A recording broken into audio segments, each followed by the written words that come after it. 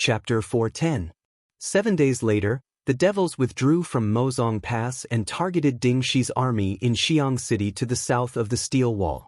Lin Muyu needed to recuperate, so Qin Yin ordered an army to stay behind to guard the Qinling Mountains. The Longdan army camp and the Imperial Guards returned to Lanyan City. At this point, the southern border of the Qin Empire was finally pacified. More than a dozen passes and fortresses in the Qinling Mountains fell into the hands of the Imperial Army to resist the Iha nation and the devils. On December 21, 7734, the army returned to Lanyan City. The fierce battle was finally over. As the monarch, the first thing Qin Yin did was naturally to reward the soldiers. The next day was the court assembly, and all the officials gathered. Although Lin Muyu was wrapped in gauze, he still carefully put on his armor and walked to the court with his injuries. He knew very well that he had to support Qin Yin at this time. Otherwise, she would still be hindered by Tang Lan and Su Muyun in the court. Feng Jixing and Lin Muyu stood together and asked with concern, "How are your injuries?" "Much better. Don't worry." Lin Muyu grinned. "That's good." Feng Jixing said worriedly, You have to recover quickly. The devils have been restless recently. Our scouts in Winterfrost City have sent news that Qianfeng has been training the armor demons all day long. When we encounter the Qianfeng army again, I'm afraid they won't be as stupid as they were last time. Lin Muyu thought of Qianfeng, the marshal of the devils. Such an intelligent and courageous person was indeed a big threat to the empire. She only hated that she wasn't strong enough. Otherwise, she could directly sneak into Winterfrost City and kill Qianfeng with a sword. Then the empire would be much safer. At this time, an attendant shouted, "The court assembly begins." Everyone knelt on one knee to welcome the empress. Amidst the sound of footsteps, Qin Yin walked up to the throne accompanied by a few female officials. After she sat down gracefully, she raised her hand and said, "Sirs, please rise." Lin Muyu and Feng Jixing stood up together and looked up. They saw that Qin Yin was wearing a milky white robe today, which made her look even more graceful and elegant. Her beautiful face revealed a mature charm, but still retained a bit of shyness. However, at this moment, Qin Yin was no longer timid. Looking at the officials with her beautiful eyes, Qin Yin's voice was very sweet. She said clearly, "Since Commander Yu led the Longdan army camp to the south, she has made many military achievements. She took back the Black Pine Pass, Jiyuan Pass, and other fortresses from the devils. She even killed her way into the lost land of the empire in Lingnan and took back the Fiery Moon City, Xingjue City, and other cities in the Swift White Province. She has greatly boosted the military power of the empire. However, the greatest achievement of Commander Yu is that she pretended to surrender and sneaked into Xiang City. She took back the head of Qin Lei, the former commander of the Royal Guards, who died for the empire, from thousands of soldiers in Xiang City.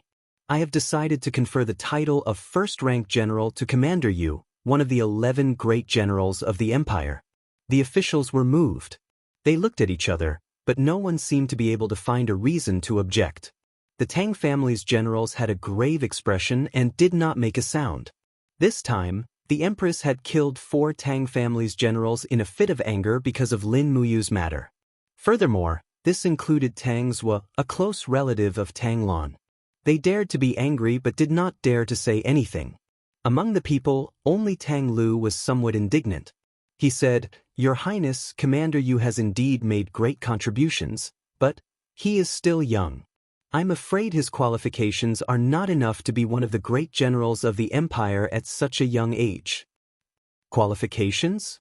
Qin Yin smiled and said with great familiarity, "In Lingyun Pavilion, Xiang Wenian became a marshal at the age of 21, Luo Tonghai became a general at the age of 24, Feng Yicheng became a general at the age of 27, and Commander Yu is already 26 years old. What's wrong with qualifications?" Someone read the letter from Lingnan's Iha country's rebels. "Yes, Your Highness." A female official dressed in green nodded respectfully. She took out a letter and opened it. Facing the officials, she read, "When Lin Muyu was seizing Commander Qin Lei's head at Marshal Lv Zhao's residence, there was a chaotic battle. A total of more than 100 people died under his sword. Among them were Lv Zhao, one of the 7 marshals of Lingnan's Iha country, General Zhao Jiao, General Li Sha, the commander of the Green Cavalry, Wang Biao, and the deputy commander of the Jingguojun, Dong Yan. In addition, Commander Yu also killed Luo Lan's subordinate, Saint Realm expert Yan Li, and severely injured Saint Realm expert Lu Zhan.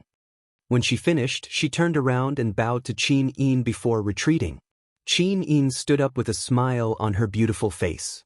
She said, "Let me ask you, in the entire Qin Empire, which brave and loyal general could do such a thing?"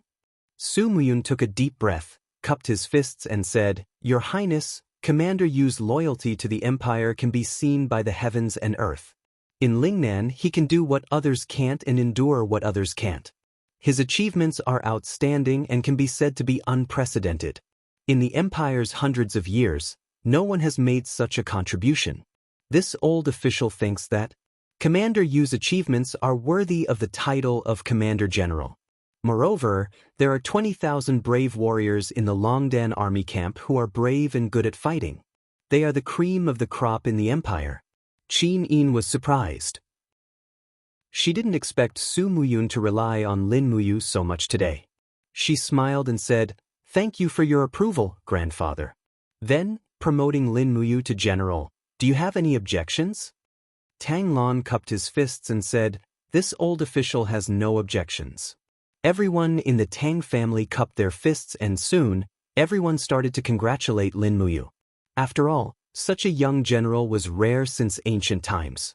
Moreover, Lin Muyu was also the great deacon of the Empire's holy temple. She was practically doted on by Qin Yin. Immediately, Lin Muyu took a step forward and knelt on one knee. "Thank you, Your Highness." Qin Yin smiled and said, "Brother Yu, please get up." Lin Muyu nodded. Soon, 2 imperial female officials walked forward. One of them was holding the general's seal and ribbon, while the other was holding the general's sword. These were all symbols of military power and military rank. After receiving them one by one, Lin Muyu expressed her gratitude again. The second matter is about the reorganization of the Royal Guards and the reconstruction of the White Robes Imperial Guards. Qin Yin's beautiful eyes were like water as she looked at the officials and said, "According to the rules of the Empire for more than 7,000 years, the important task of protecting the Emperor has always been undertaken by the Imperial Guards. But now, the Imperial Guards are shouldering the responsibility. The Imperial Guard's job is to protect the Imperial capital, not the Emperor. So I think it is urgent to rebuild the Imperial Guards." The ministers were taken aback once more. Su Muyun frowned and cupped his fists. "Your Highness, the protection of the Zetian Palace has always been the responsibility of the Su family's cavalry led by your Aunt Luan. Don't you trust Aunt Luan?" Qin Yin smiled sweetly. "Grandfather, what are you talking about? Aunt Luan is Xiao Yin's relative. How can I not trust her? It's just that this is the rule left by the previous emperors. The emperor must personally confer the title of the White Robes Imperial Guards and establish the Royal Guards to protect the Zetian Palace. Just like grandfather and Duke Lan have always said, the ancestors' rule cannot be abolished. Duke Lan, what do you think?" Tang Lan's eyes lit up. He cupped his fists and said, "Your Highness, rebuilding the Royal Guards is not a small matter. It needs to be done step by step. Let's start with the White Robes Imperial Guards. This old official suggests that Your Highness confer the title of White Robes Imperial Guards first, then build a team of 100 Imperial Guards. Finally, rebuild the Royal Guards. After all, the Empire's financial resources are limited. We can't be as extravagant as we were 4 years ago." Qin Yin pondered for a moment and said with a smile, "Duke Lan is right. Then, let's start with the conferment of the White Robes Imperial Guards." Su Muyun said respectfully, "Your Highness, according to the ancestors' rule, there have always been only 6 White Robes Imperial Guards. Now Chu Chu, Qin Lei, and Du Hai have all died for the Empire. Only Feng Jixing, Chu Chu, and Yao Yuan are left. Therefore, we only need to add 3 more people. Does Your Highness already have a candidate in mind?" "Yes." Qin Yin smiled with her dimples and said, Grandfather, I plan to confer the title of Commander Yu as one of the White Robe's Imperial Guards. Su Muyun was slightly stunned. In fact, he had already expected this. He smiled helplessly and said, "That's true. Yu is your Highness' sworn brother. Moreover, he has repeatedly risked his life to protect you. You becoming a White Robe's Imperial Guard is something that everyone expects." Qin Yin smiled and said, "Thank you for your permission, Grandfather." Tang Lan said, "This old official also believes that Commander Yu's promotion to the White Robe's Imperial Guard is a matter of course. However, there are still 2 more people. I wonder if your Highness has a candidate in mind. The White Robe's Imperial Guards are a symbol of loyalty and strength. They symbolize the strongest martial force and the most loyal belief by the Emperor's side. I hope that your Highness will think twice before making a decision." "Yes, I understand." Qin Yin nodded. "I wonder if Duke Lan has anyone to recommend?" Tang Lan smiled. "Xiangyu, the descendant of the Empire's god of war, Xiang Wenin. He is well versed in the Chaos 9 Strikes martial art. He is even willing to charge and break through enemy lines for your Highness, disregarding life and death." Immediately, a general with the surname Su behind Su Muyun couldn't help but laugh. "Xiangyu? He killed 8 million people in the Five Valleys city with a single order. How can such a homicidal maniac be worthy of becoming a White Robe's Imperial Guard?" Xiang Yu's face was ashen. He said indifferently, "This general knows that I am lacking in talent and virtue. I hope that Duke Lan can recommend someone else." Tang Lan sighed. He looked at the group of people behind him, including Tang Lu, Tang Tian, and Tang Wei. He couldn't help but sigh again. Among the descendants of the Tang clan, only Tang Xiaoxi was the most capable. However, she didn't stand on his side. The other brave general was Tang Jin. However, Tang Jin was too upright. Therefore, he couldn't be used by Xiangyu. He looked like a mediocre person. At this time, Su Muyun cupped his fists and said, "Your Highness, this old official recommends Su Yu. She is your Aunt Lien. Her loyalty goes without saying. Moreover, she holds the military power of the 200,000 soldiers in Muyu City." Qin Yin looked at Su Yu with her beautiful eyes. She smiled and asked, "Aunt Lien, are you willing?" Su Yu was pleasantly surprised. Can I? Of course you can. Thank you, Your Highness." Su Yu took a step forward and knelt on one knee. She said excitedly, "Thank you, Your Highness, for your grace. Su Yu will forever be loyal to the Qin Empire. Otherwise, I will die by the sword." "Aunt Lien, please get up. You don't have to be so polite." Qin Yin was filled with joy. She said, "Then it's decided. Lin Muyu and Su Yu will join the White Robe's Imperial Guard. Tomorrow, we will hold the conferring ceremony in Zhe Tian Palace. After that, I will rebuild the Imperial Guard." Chapter 411. At night, the candlelight swayed gently. In the office of the temple's Grand Deacon, Lin Muyu took off her armor and changed her bandages. She held a scroll in her hands and started reading. Beside her, the 2 deacons, Gu Yang and Zhou Yao, were also helping to read through the scrolls. After Lin Muyu left, there seemed to be a lot of scrolls accumulated. "Don't move." Chu Yao's voice came from behind. She opened her snow-white fingers and a warm fighting aura seeped into Lin Muyu's wounds to speed up the recovery. The reason why Chu Yao could become the Grand Deacon of the Spirit Medicine Department was not just because she was proficient in alchemy, but also because her holy hand was one of the best in the world. "It itches, I can't help it," Lin Muyu explained. Chu Yao giggled. "You have to endure it even if you can't help it." "AI, you stinking brat, I really don't know what to say about you.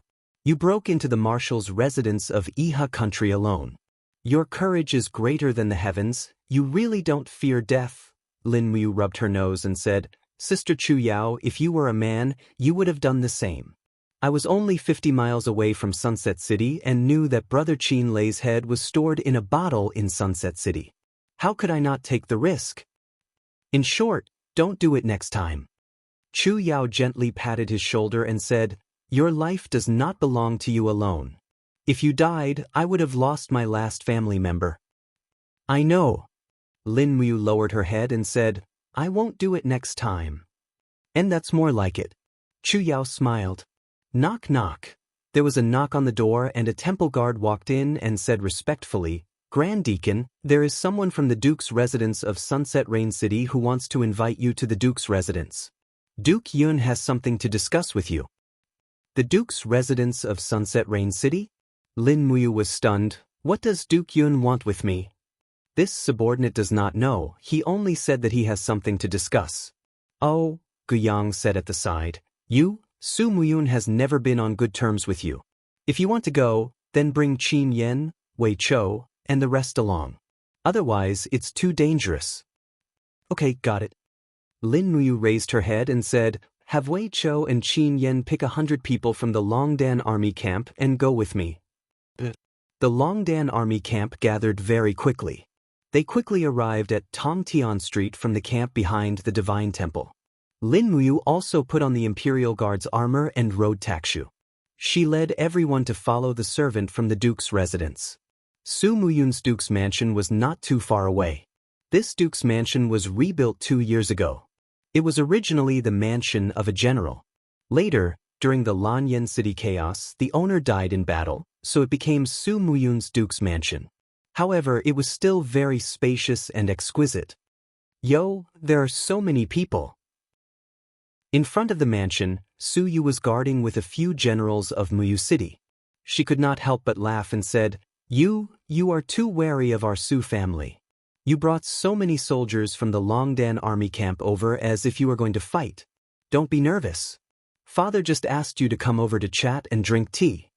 Lin Muyu flipped over and dismounted from the horse and said, It's really good to drink tea. And see, let's go in.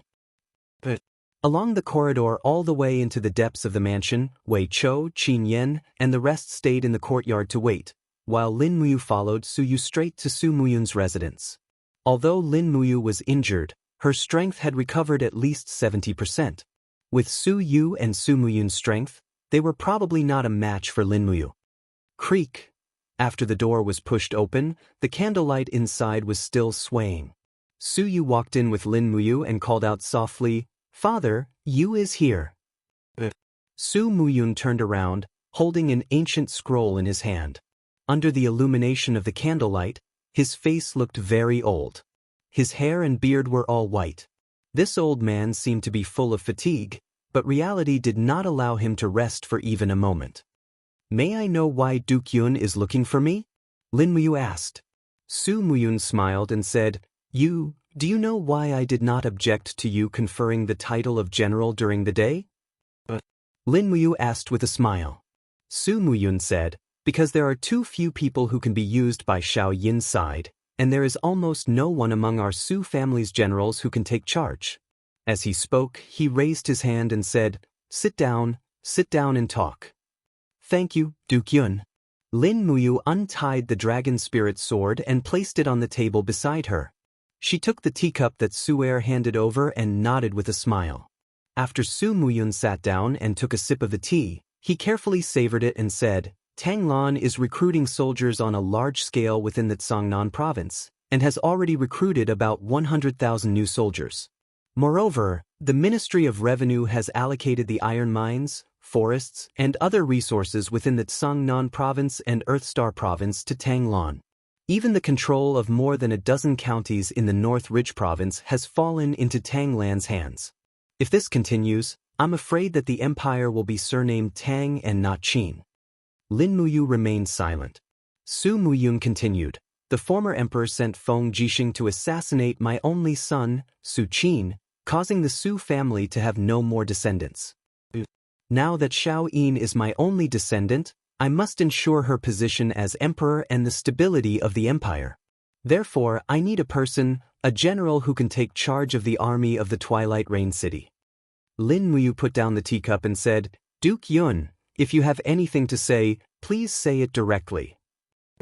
Su Muyun smiled slightly. You, call Su Chang in. Yes. Su Yu opened the door and called softly, Su Chang, come in. Not long after, a young girl around the age of 18 walked in. She was wearing a long robe of the empire's maidens.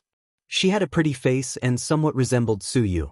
She smiled and gave Su Muyun a ladylike bow and asked, "Grandpa, what's the matter?" Su Muyun smiled faintly. "Su Chang, do you know this general?" Su Chang turned to look at Lin Muyu, shook her head, and said with a smile, "I don't know him. Looking at his clothes, he is just a guard. Why would Grandpa drink tea with such a person?" Su Muyun was startled, and a trace of displeasure appeared on his face. He said, "This general is one of the 4 heroes of Lanyan, Lin Muyu." "Ah, she is Lin Muyu?" Su Chang looked at him excitedly. She tidied up her dress a little nervously and said, "Princess of Twilight Rain City, Su Chang, greets Commander Yu." "You're welcome." Lin Muyu raised his hand and didn't even look at her. "Su Chang, you can leave." "Yes, Grandpa." Su Chang looked at Lin Muyu again and then left reluctantly. "You, what do you think of her?" Su Muyun asked with a smile. Lin Muyu nodded and said, "What do you mean, Duke Yun?" "Ha." Su Muyun laughed loudly and said, "Su Chang is the only bloodline left behind by Su Qin.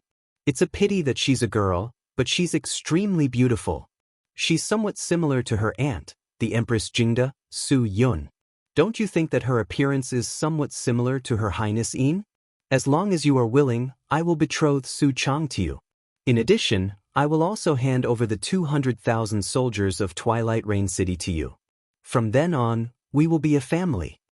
Lin Muyu's heart suddenly surged and she said, "Duke Yun, I have never thought about my marriage. I only want to assist Shao Yin and unify the world." It is true that a man's ambition is to unify the world, but it is also human nature to marry and have children. Su Muyun continued patiently and said, "Shao Yin relies on you, and I, Su Muyun, also relies on you.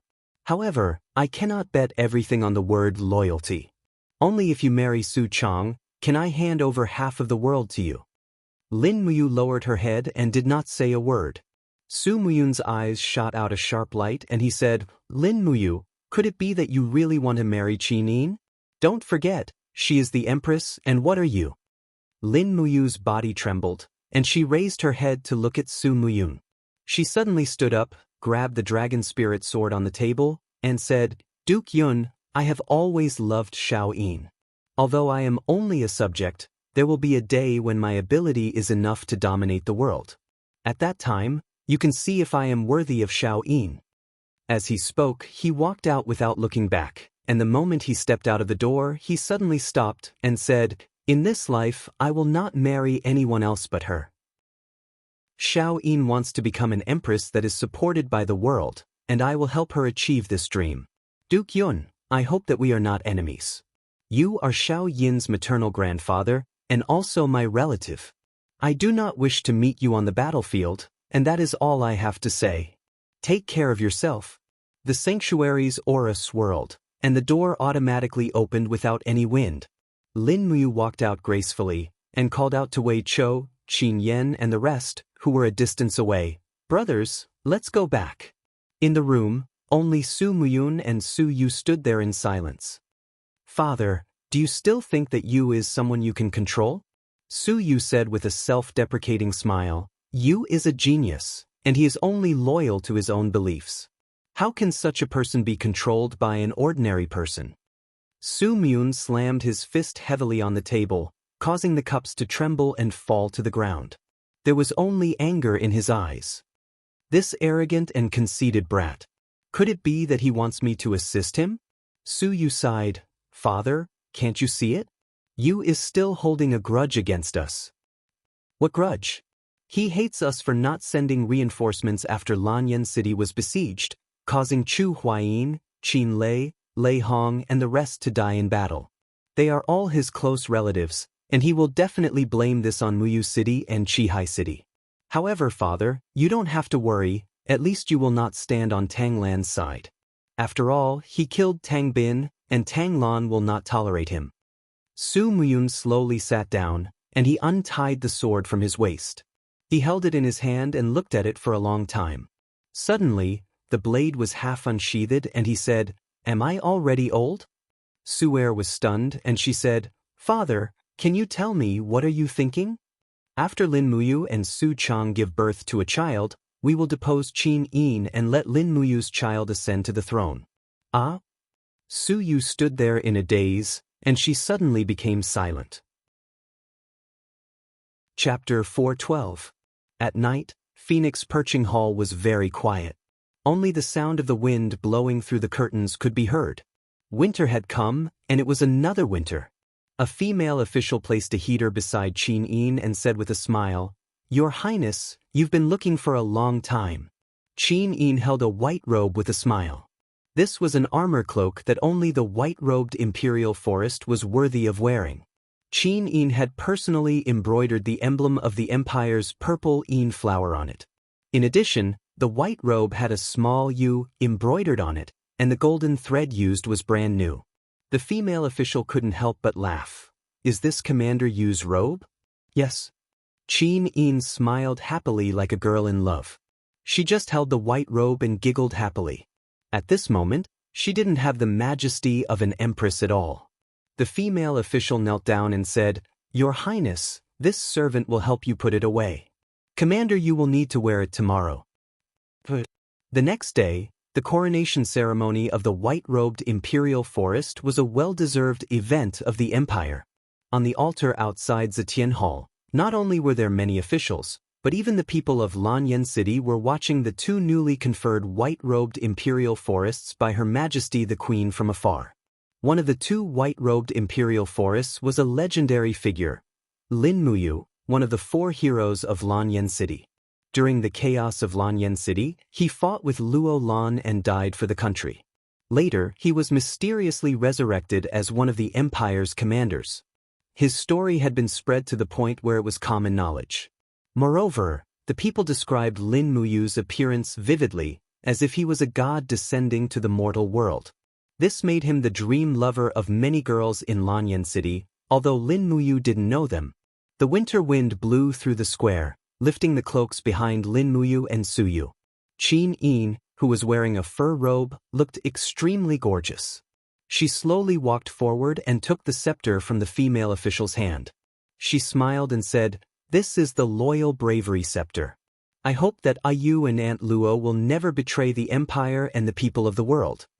Lin Muyu nodded, "I will." Su'er said, "Me too." Qin Yin then took the white robe from the maid's tray and personally draped it over Lin Muyu. Her starry eyes were like water as she looked at her beloved who she had lost and found again. Moreover, Lin Muyu could also be called a jade tree in the wind. Qin Yin was so moved that she almost cried. Pursing her red lips, she said, I order you to always stay by my side and never leave." Lin Muyu looked at her deeply and said seriously, "Even if time and space are reversed, even if the universe is in chaos, I will not leave you, as long as you need me." Qin Yin nodded heavily. Su Yu burst into laughter. Hey, I'm also a white-robed imperial forest. Shouldn't you confess to me as well?" Qin Yin snappily smiled. "Then I hope Aunt Lien finds a man worthy of entrusting her life to soon." Unreliable. Su Yu pursed her lips and asked in a low voice, "Is the appointment ceremony over?" Qin Yin turned around and secretly glanced at Guyang on the altar in the distance. She snickered and said, "Grandpa Guyang is like a charlatan. He hasn't finished reading those long and complicated funeral rites." Lin Muyu asked, "Since the Imperial Guards have been rebuilt, they will definitely promote a commander of the Imperial Guards. Does Xiao Yin have anyone in mind?" "Actually, big brother, you should be able to guess it. It's A Yen, right?" I knew it. He's poaching my people again." Poaching without saying a word, Qin Yin burst into laughter. What kind of person does big brother you think Xiao Yin is? I will treat every member of the Imperial Guard well.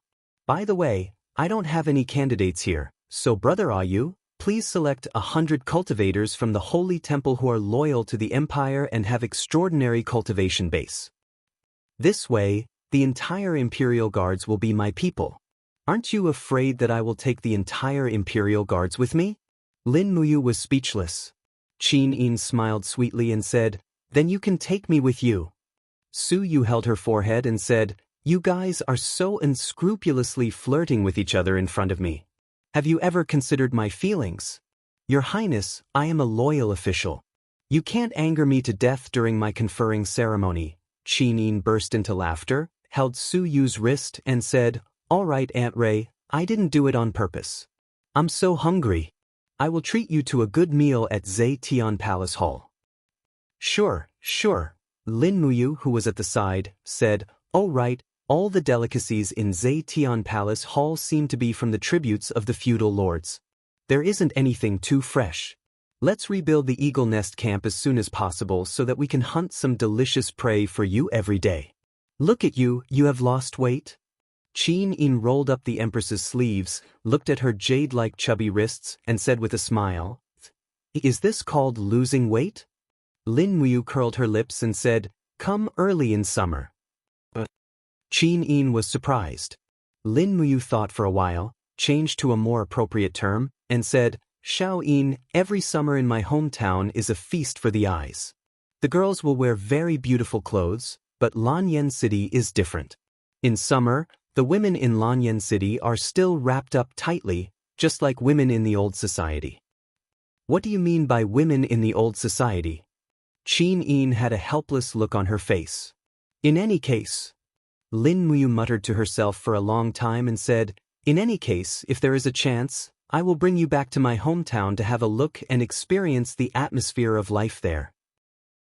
Su Yu complained helplessly, "Do you not want the empire anymore?" "Of course not."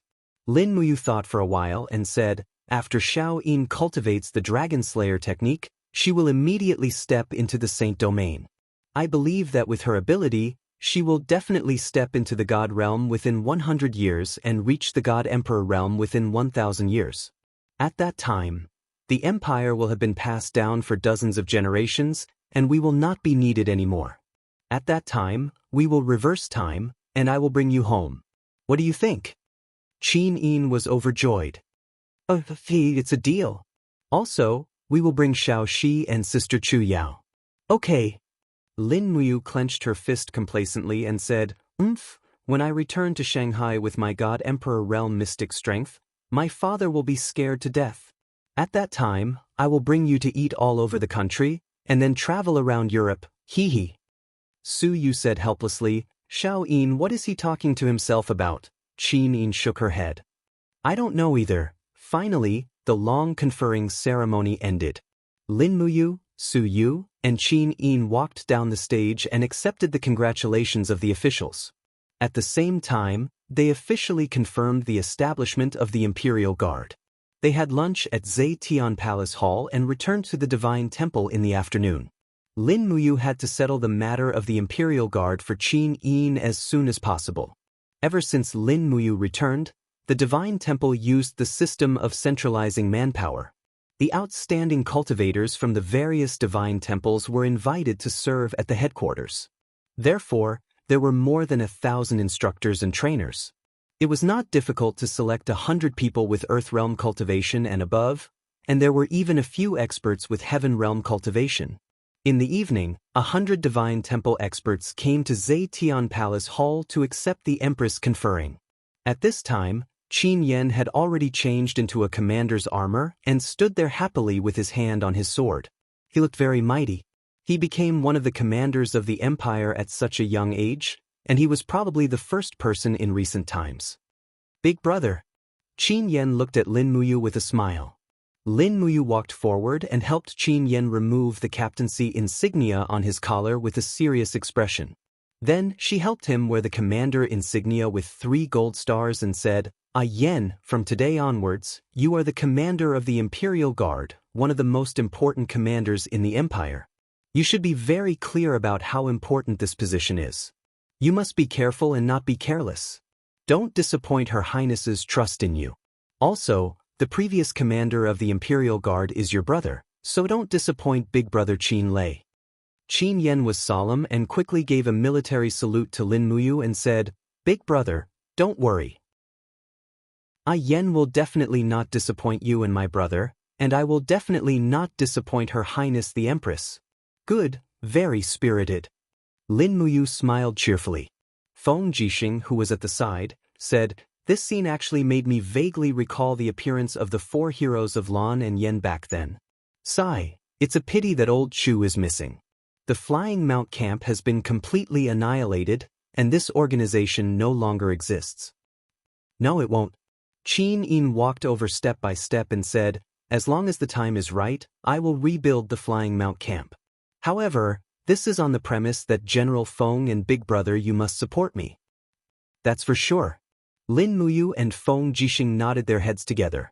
Qin Yin looked at Lin Muyu and said with a smile, "Big Brother you, since the Imperial Guards have already been reorganized, it's better to do it sooner rather than later.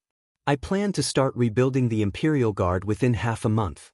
The establishment will be set at 10,000 people, and the soldiers of the Imperial Guard will be selected from the Longdan Army Camp and the Imperial Guards. You and General Feng shouldn't have any objections, right?" Lin Muyu laughed straightforwardly and said, "Don't worry, there are plenty of soldiers in the Longdan Army Camp." Feng Jixing cupped his fists and said, "The Imperial Guards were trained by new recruits 2 years ago and have just taken shape. Since you has already boasted, then let's select 10,000 people from the Longdan Army Camp alone." Lin Muyu regretted it so much that her intestines turned green. She never expected that Feng Jixing would be so shameless. She hurriedly said, "That won't do. Your Highness's words carry enormous weight. If you say that you will select 2 troops, then you must select 2. I can't just take advantage of it." Feng Jixing laughed heartily and said, "That's fine, but..." He muttered to himself for a moment and said, "Your Highness, the time is ripe. Can we consider expanding the Imperial Guard? The 20,000 Imperial Guards are simply not enough. Any army of the feudal lords can destroy us. What I mean is that the Imperial Guard should have at least 50,000 people. Otherwise, it will be difficult to take on the heavy responsibility of protecting the Imperial capital. The chaos in Lanyan City 4 years ago has proven everything." "That's good." Qin Yin was a little embarrassed and said, "But the expansion of the army must go through the Ministry of War. The Minister of War, Xue Ling, is Duke Lan's man.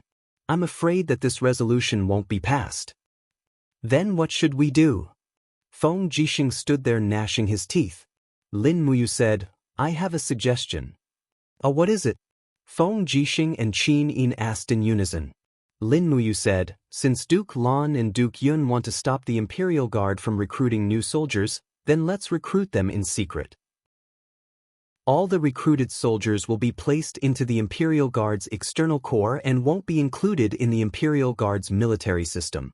If Duke Lan and Duke Yun pursue the matter, Big Brother Feng can say that these soldiers belong to the external corps and aren't officially part of the Imperial Guard. They are only doing odd jobs, so they won't be able to pursue the matter. In any case, there's no military police battalion now, so there's no need to be afraid. We can just deal with them." Feng Jixing's eyes lit up as he suddenly patted Lin Muyu's shoulder and said, "Brat, you actually thought of such a shameless idea." Lin Muyu trembled and turned to look at him speechlessly. "Fortunately, I'm also a saint. Otherwise, I would have been killed by you." Feng Jixing laughed out loud. I'll treat you to a drink tomorrow. I'll call 3 girls from the brothel for you." "All right." Qin Yin was speechless. At this moment, an official suddenly shouted, "Deputy Commander Wei Cho requests an audience." "Let him in." Yes. Not only did Wei Cho enter, but he also brought a beautiful young lady with him. It was Jin Xiaotang. When Jin Xiaotang saw Qin Yin, she immediately knelt down respectfully and said, "Greetings, Your Highness. You may rise." Qin Yin smiled gently and said, "Xiaotang is Big Brother Yu's woman, so she is also mine. There's no need to stand on ceremony." "Xiaoying, what's the matter?" Lin Muyu asked. "Big Brother Yu, a batch of white diamond ornaments that we bought from the Qihai province was robbed 25 kilometers north of Lanyan City," Jin Xiaotang said with some grievance. *CK. Lin Muyu raised her eyebrows. "Who has the guts to touch the goods of our Zine Flower Chamber of Commerce?" Chapter 413. I'm afraid there's only one person who dares to touch the goods of the Zine Flower Chamber of Commerce, Wei Cho said with narrowed eyes. "Who?" Lin Muyu asked. "Situ Sin, Wei Chao's eyes lit up. The entire slum area in the east and west of Lanyan City is controlled by the Heaven Execution Society, established by this person. From human trafficking to the employment of wandering mercenaries, even the Imperial Army has to give him some face. There's such a thing? Lin Muyu looked at Feng Jixing and said, General Feng, Lanyan City is the territory of your Imperial Army. How can you tolerate the existence of such a person? It's not as simple as you think. Feng Jixing touched his nose and said, after 3 years of recuperation and population migration, Lanyan City has recovered to a megacity with a population of 5 million. The scale of the city is far larger than you can imagine. The slum area stretches for hundreds of miles and is not under the jurisdiction of the 20,000 Imperial Army.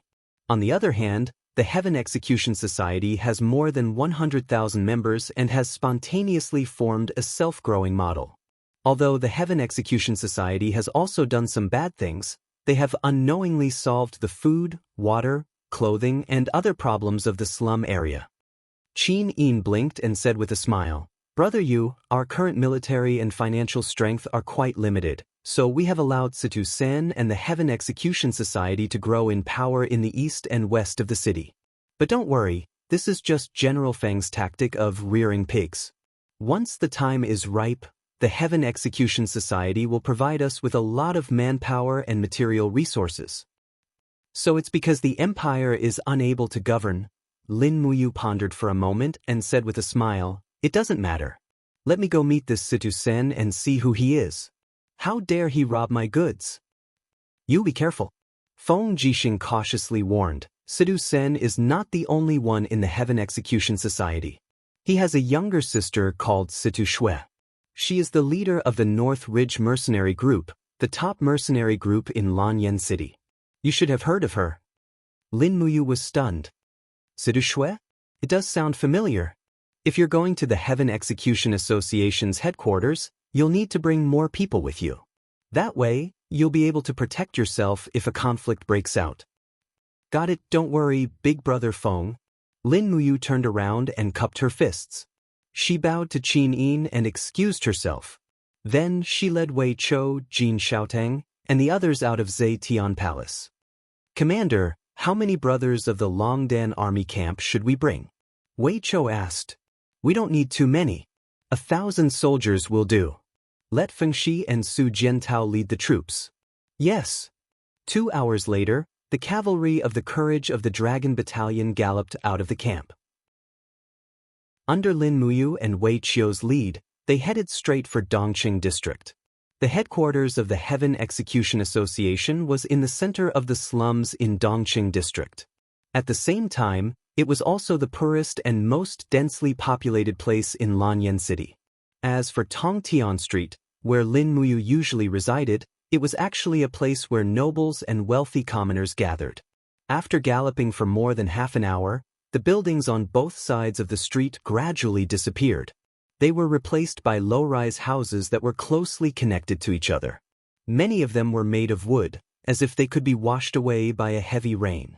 The people in the slums looked indifferent as they watched the army of the Longdan army camp gallop past them. It was as if they had nothing to do with it. Not far ahead was the food market and slave market. Although the Qin Empire seemed to be very prosperous, it was still in the transitional stage between a slave society and a feudal society. The people's hearts were cold, and a group of slaves stood in a row like goods for the merchants who came and went to pick and choose. It was as if black, white, fat, and skinny were all bargaining chips. Lin Muyu frowned and urged his horse forward slowly. Jin Xiaotang seemed to see through his thoughts. She smiled and said, Brother Yu, you still can't stand the slave trade? Lin Muyu nodded. People are born equal. Jin Xiaotang was a little surprised. She stuck out her tongue and smiled. But in this world it is not like this. Some people are born to be emperors, like Her Highness. Some people are born to be slaves, like these people in front of us. Lin Muyu said, if we were to release these slaves, give them abandoned land for them to cultivate and harvest a portion of their food, wouldn't the value they could produce be even greater? Jin Xiaotang was stunned again. Maybe Brother Yu is right, but Xiaoting has never thought about this. Wei Chou said in a low voice, "Commander, do you want us to use the funds of the Purple Flower Chamber of Commerce to buy the strong men in the slave market at a low price and grant them freedom so that they can pick up weapons and serve the country loyally?" Lin Muyu shook her head and said, "This will only make the slave traders more aggressive. One day I will change everything from the source." Wei Chou was stunned and didn't say anything. Perhaps it was as Lin Muyu said, this situation needed a change. What could be changed? Nothing more than an imperial edict from Empress Qin Yin to grant amnesty to all the slaves in the world, grant them complete equality, and compensate and appease the masters of those slaves. This would change everything fundamentally. But this needed time, a lot of time. The sound of galloping horses could be heard. After passing through several city gates, they finally arrived at the heart of the slums. From afar, a patrolling knight could be seen leading a warhorse over. His face was full of fat. He bowed respectfully to Lin Muyu and said, "This subordinate greets Lord Commander. May I know who this general is?" Wei Chou pointed to the insignia of the Longdan army camp on his chest and said, "We are from the Longdan army camp." The patrolling knight naturally knew who this handsome commander was. He hurriedly bowed and said, "Greetings, Commander Yu." Lin Muyu nodded and asked, "What's your name? What is your responsibility here?" The patrolling knight replied, "My name is Zhang Lei, and I belong to the Ministry of War. I am responsible for patrolling this street." "You are the only one on such a big street?" Lin Muyu was surprised. "Yes, the Ministry of War doesn't have that many soldiers to share the workload. Furthermore, there are thousands of streets like this in the East District. It is very troublesome to patrol, so there are very few soldiers assigned. I guess the security here isn't very good, right?" Lin Muyu asked with a smile. Zhang Lei was silent out of fear. He cupped his fists and said, "Reporting to Commander Yu, very few people cause trouble here. Commander, please investigate this." "Alright, let's not talk so much. Bring me to the headquarters of the Jianghu Association. I want to see Sidu Senior." Zhang Lei was aghast. "But you don't dare to go?" Wei Chou sneered. Zhang Lei gritted his teeth and said, "Then, I will only bring you to the entrance of the headquarters of the Jianghu Association. I will not go in." "Alright, let's go." "Yes." Zhang Lei mounted his horse and led Lin Muyu and the others to the end of the street. At the end of the street, there were no longer any poor people. Instead, there was a group of people dressed in embroidered robes. A black tower rose from the ground amidst the dilapidated buildings. It stood out like a crane among a flock of chickens in the slums. This was the headquarters of the Heaven Execution Association. Wei Chou, Feng Shi, and the others couldn't help but sigh in admiration. The Jianghu Association was indeed extraordinary. The grandeur of this building was already comparable to a noble's mansion. When Zhang Lei arrived at the front of the mansion, several people wearing cyan armor laughed loudly. "Hi, Lieutenant Zhang Lei, why are you here again? What, the hot and sour rice I treated you to last time was not hot and sour enough?" Zhang Lei's face was ashen as he urged his horse to take several steps back. The disciples of the Jianghu Association rushed out from the courtyard, grabbed the reins, and forcibly pulled Zhang Lei off his horse. One of them laughed loudly. "You dare meddle in the affairs of our Jianghu Association? You must be tired of living. Come. Kowtow to this grandpa a few times and I will let you go back to your official duties." Zhang Lei's expression was extremely ugly as he looked at Lin Muyu and the others for help. At this time, the disciples of the Jianghu Association turned around and saw 1,000 elite soldiers from the Longdan army camp standing behind them. Their faces immediately turned pale.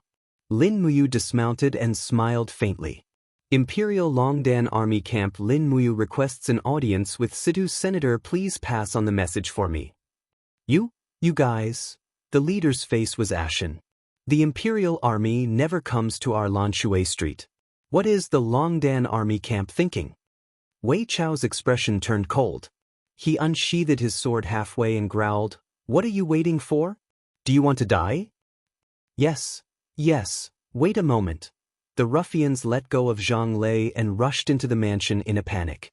Zhang Lei said with a face full of shame. Commander Yu, this subordinate has embarrassed the Imperial Army. It's fine. Lin Muyu said with a gentle expression. It's the Ministry of Military Affairs that assigned too few people here, and the Tianju Association is too arrogant. It's not your fault, but you're the one suffering here. This subordinate isn't suffering, Zhang Lei said in a trembling voice. Go, leave the matters here to me. About the time it took to brew a cup of tea, the Longdan army camp outside the mansion had become extremely impatient. Many people had drawn their swords and were ready to charge in at any time to start a massacre. The group of Tianju Association guards outside the gate turned pale with fright, not daring to breathe loudly. These people from the Tianju Association could only ride roughshod over the civilians. Once they encountered a regular army like the Longdan army camp, they would immediately be scared out of their wits. It was at this moment that a martial artist wearing fiery red armor and a long sword walked out. He cupped his fists and smiled respectfully at Lin Muyu. So it's Commander Yu who has come. I'm one of the 5 stewards of the Tianju Association, Zhou Nian. Steward Situ Sen has already prepared a banquet. Please come in with us, Commander Yu. Many thanks. Lin Muyu cupped her fists and smiled. She placed her hand on the hilt of the sword at her waist and stepped inside. Wei Chou, Feng Shi, and the others dismounted and led the Longdan army camp inside. Zhou Nian hurriedly turned around with an awkward expression. Commander Yu, please forgive me. The Tianju Association's headquarters is too small and can't accommodate too many people. So, only 5 of you can go in. Is that so? Lin Muyu smiled and said, Wei Chou, bring 3 people and follow me in. Feng Shi, Su Jiantao, the 2 of you guard outside with everyone else. Feng Shi and Su Jiantao said in unison. Wei Chou smiled and said, if the commander and I don't come out in 2 hours, return to the camp and gather 20,000 soldiers from the Longdan army camp to raze this Tianju Association to the ground. Protect Xiaoteng well. Lin Muyu instructed and stepped onto the stone steps of the Tianju Association's headquarters without looking back. Chapter 414. The gate of the headquarters was tightly shut and covered with spikes. It was guarded by 8 guards. One of them quickly stepped forward and reached out to block the gate, saying, "Milord, please follow our rules and remove your weapons before entering the headquarters." Remove weapons? Lin Muyu couldn't help but laugh. You bunch of gangsters, who gave you the right to remove the weapons of the Empire's commander? We. The guard was actually speechless. Zhou Nian coughed and said, all right, let Commander Yu bring his weapons in. This is how we treat our guests. With a creak, the gate slowly opened. Although it was daytime, there were many braziers and candles burning inside. Smoke lingered in the air, making Lin Muyu feel like she was in the Hall of Chivalry. She stepped into the headquarters step by step. When her eyes adjusted to the brightness, she found that it was a meeting hall with a disc-shaped basin in the middle and raised platforms on both sides. The platforms were filled with people and there was wine and meat on the tables. Lin Muyu released the spirit pulse technique and found that most of these people were at the Earth Realm. Lanyan City was indeed a city of hidden talents. There was actually a group of Earth Realm experts gathered here.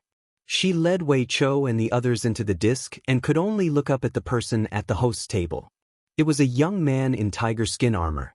He was less than 30 years old and looked quite handsome. He stared at Lin Muyu like a hawk and suddenly stood up. He held a wine glass and smiled, saying, I was wondering who it was. So it's the general of Lanyan City. You are Situsen? Lin Muyu asked proudly. She was surrounded by gusts of wind and the white imperial forest cloak behind her fluttered even though there was no wind. She didn't look angry. Situsen put down his wine glass and smiled. And you are? Lin Muyu. Oh, so it's the famous Commander Yu of Iha country. Situsen cupped his fists and bowed. His bow didn't seem pretentious at all and was truly respectful. May I know why Commander Rain has come to visit Tianju? We have a batch of white diamond ornaments we bought from Qihai City. They were robbed outside the northern city of Lanyan City. I wonder if it was your association? Lin Muyu asked with a smile. Unexpectedly, Citizen confessed and laughed. Yes, I did order the looting, but I thought it was the noble ladies of Lanyan City who bought the goods. I didn't expect it to be Commander Yu's goods. Lin Muyu said, these white diamonds are used to refine white diamond arrowheads to fight against the demon race and the Iha kingdom. I hope your excellency can return them in full. Citizen kept muttering to himself, but a young girl sitting beside him raised her eyebrows and said with a smile, what a joke. You think you can return it just because you say so? Who do you think you are? Lin Muyu looked up. This girl was dressed in military attire with 2 crescent blades hanging from her waist. They didn't look like weapons from the Middle Earth, but she was very pretty and somewhat similar to Situ's senator. She should be Situ Shui. Lin Muyu smiled and asked, what's wrong, North Ridge Mercenary Group leader? Situ Shui gently pulled out one of the crescent blades and smiled. Since Commander Ray knows me, Situ Shui, then you should know my style. If you can't win against my 2 blades, then don't mention returning the goods. More than a dozen of our men died in order to steal your goods. You killed people for their goods and sold them for profit. Lin Muyu raised her long sword lightly without unsheathing the dragon spiritual sword. With a confident and arrogant attitude, she said, Miss Situ, come at me. If I can defeat you after unsheathing my sword, it'll be my loss. Arrogant. Situ Shui jumped down and raised her 2 blades, slashing down with the radiance of battle energy. Lin Muyu's martial soul surged, and the golden gourd wall broke out of her body, illuminating the entire meeting hall. The dragon spirit and the scabbard parried Situ Shui's double blades, but Situ Shui's movements were very agile. She immediately changed her move when her attack missed. One of her blades parried the dragon spirit, and the other slashed towards Lin Muyu's abdomen ruthlessly. What a fierce little girl! Lin Muyu shouted in a low voice. Dragon chi lingered around her left arm, and she raised her true dragon arm horizontally to parry Situ Shui's blade. At the same time, she turned her right wrist, and the dragon spirit cleverly spun in the air to parry Situ Shui's blade. The hilt of the sword fell down with a loud bang, directly hitting towards Situ Shui's shoulder. In your dreams! Situ Shui's beautiful face was filled with fighting spirit, and with a single step, she dodged the attack from the dragon spirit's hilt. Raising both of her blades horizontally, they shined like snowflakes as they slashed towards Lin Muyu's lower back. However, Lin Muyu's speed was even faster. She used the falling star step to dodge Situ Shui's attack, and at the same time, her battle boots were also filled with whirlwind do chi as she kicked out. Situ Shui could feel the power of this kick, and she hurriedly raised her blades in front of her chest to parry. But Lin Muyu's strength was too much stronger than hers. With a loud bang, Situ Shui's blades flew out of her hands, and she fell on the spectator's stand in a slightly awkward manner. Protect the leader! A group of high-ranking generals of the North Ridge Mercenary Corps stood up, pulled out their weapons, and pounced over. Lin Muyu didn't dodge, and she didn't even unsheath the dragon spirit. She directly swept over with whirlwind battle energy, and the attack carried the power of the god-binding chains, created an arc of energy impact, blowing more than a dozen generals away. Even the candles on the spectator's stand were extinguished. Standing on the round disc with wisps of golden god-binding chains around her, Lin Muyu raised her head and asked proudly, "Who else wants to try?" Everyone was shocked and dumbfounded. It was common knowledge that Situ Shui was at the first level of the Heaven Realm, but Situ Shui was defeated in 3 moves by Lin Muyu without unsheathing her blade. The others definitely had no chance of winning. Clap, clap, clap. The sound of applause came from Situ's senator. He stood up proudly and said, "The 4 heroes of Lanyan are indeed worthy of their reputation. Situ Shui must be convinced of her defeat. Commander Yu, we, the Heaven Execution Society, have our own rules. I can return the white diamond to you, but you must win against me, Situ-sen, with this sword in my hand. Do you dare?" "Why not?" Lin Muyu slowly pulled out the dragon spirit and smiled proudly. "If I can't convince you, citizen, how can I convince the world?" What a big tone. I like it. Situ-sen slowly pulled out his blade. It also had the soul of a saint beast. It was a sacred weapon. The slums also had a sacred weapon. Moreover, there were 3 milky white fighting spirits hovering above Situ Sen's blade. He was an expert at the middle level of the 3rd level of the Heaven Realm. Lanyan City was really full of hidden dragons and crouching tigers. Looking at Lin Muyu, Citizen said lightly, "If Commander you can defeat me, Citizen, in 3 moves, you win." But Lin Muyu nodded. "Let's begin." Citizen roared and raised his fighting spirit to the peak. In fact, Lin Muyu's injury had not healed, and the strength of her fighting spirit might not be stronger than Citizen's. This was really an evenly matched battle. The only variable was the moves. Lin Muyu's moves were obviously far above Citizen's. Buzz. Raging flames surged. Lin Muyu's first move was a killing move, using fire to control the sword. Faced with the dragon spirit sword that was rotating at high speed and surging with true dragon origin fire, Citizen naturally had to go all out. With a loud shout, Do Qi gathered on the blade of the sword. Rays of purple light appeared around his body like a whirlpool. Go! As Lin Muyu launched her sword, Citizen quickly retreated as if he was escaping. However, a purple whirlpool of power was revolving around him, distorting the power of the dragon spirit fire spiral break. The next moment, Citizen roared and actually reversed the situation, blasting the dragon spirit sword at Lin Muyu. Damn! Heart-turning art! Citizen roared, and the dragon spirit sword counterattacked Lin Muyu. How is this possible? Lin Muyu was stunned. She hurriedly opened her right palm, and the power of stars surged. With a roar, she forcefully smashed the dragon spirit sword to the ground. Bang! Stone chips flew everywhere, and the shockwave forced those who were close to her to retreat. At the same time, the power of stars gathered in her right fist, and suddenly jumped up. Lin Muyu adopted a condescending posture. The conference hall looked like it was penetrated by countless stars.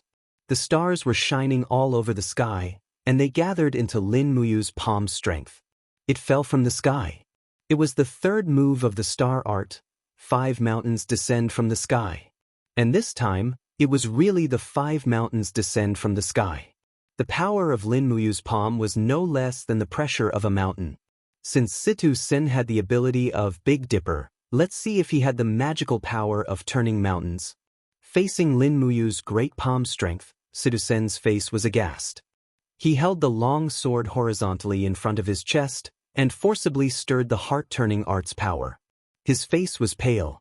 When the 5 mountains descend from the sky got closer and closer, Citizen's face became paler and paler, but he continued to stir the heart-turning art's power, trying to divert the power of the 5 mountains descend from the sky.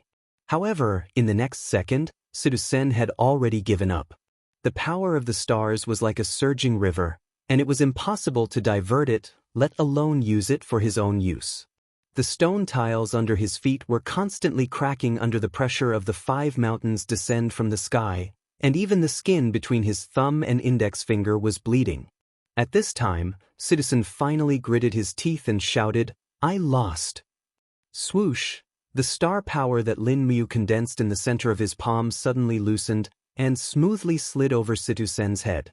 After floating to the ground, he gently swung his palm, and the terrifying power that made Citizen feel as if he was in purgatory dissipated into indigo-blue stardust, which was a spectacular sight.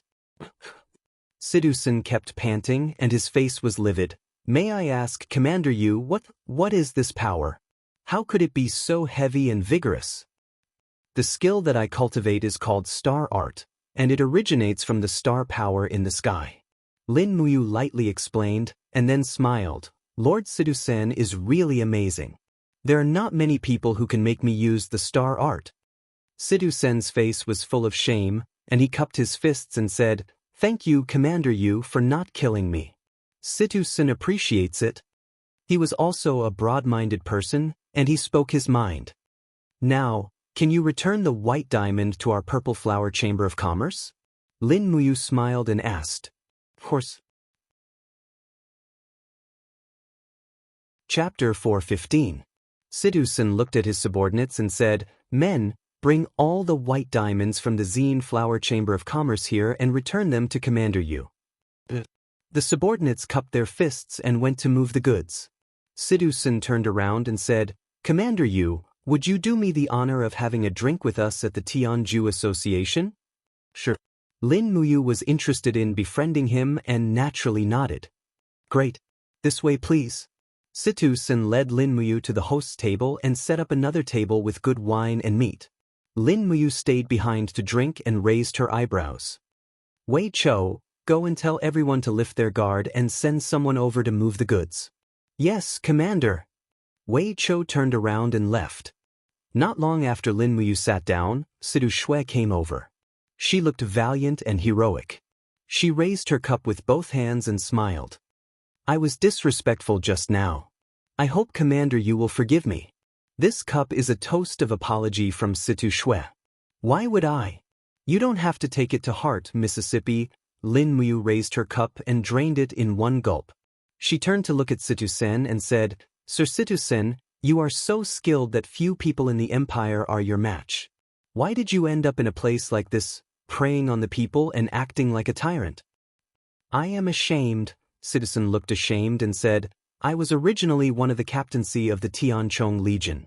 4 years ago, I was seriously injured by Luo Lan's subordinate, Yan Li, in the battle at Lanyan City. Therefore, I hid in the slums to avoid the disaster. Later, I felt ashamed to meet the Empress again, so I hid in the slums, killed the original in charge of the Tianju Association, and made myself the leader." "I see." Lin Muyu nodded.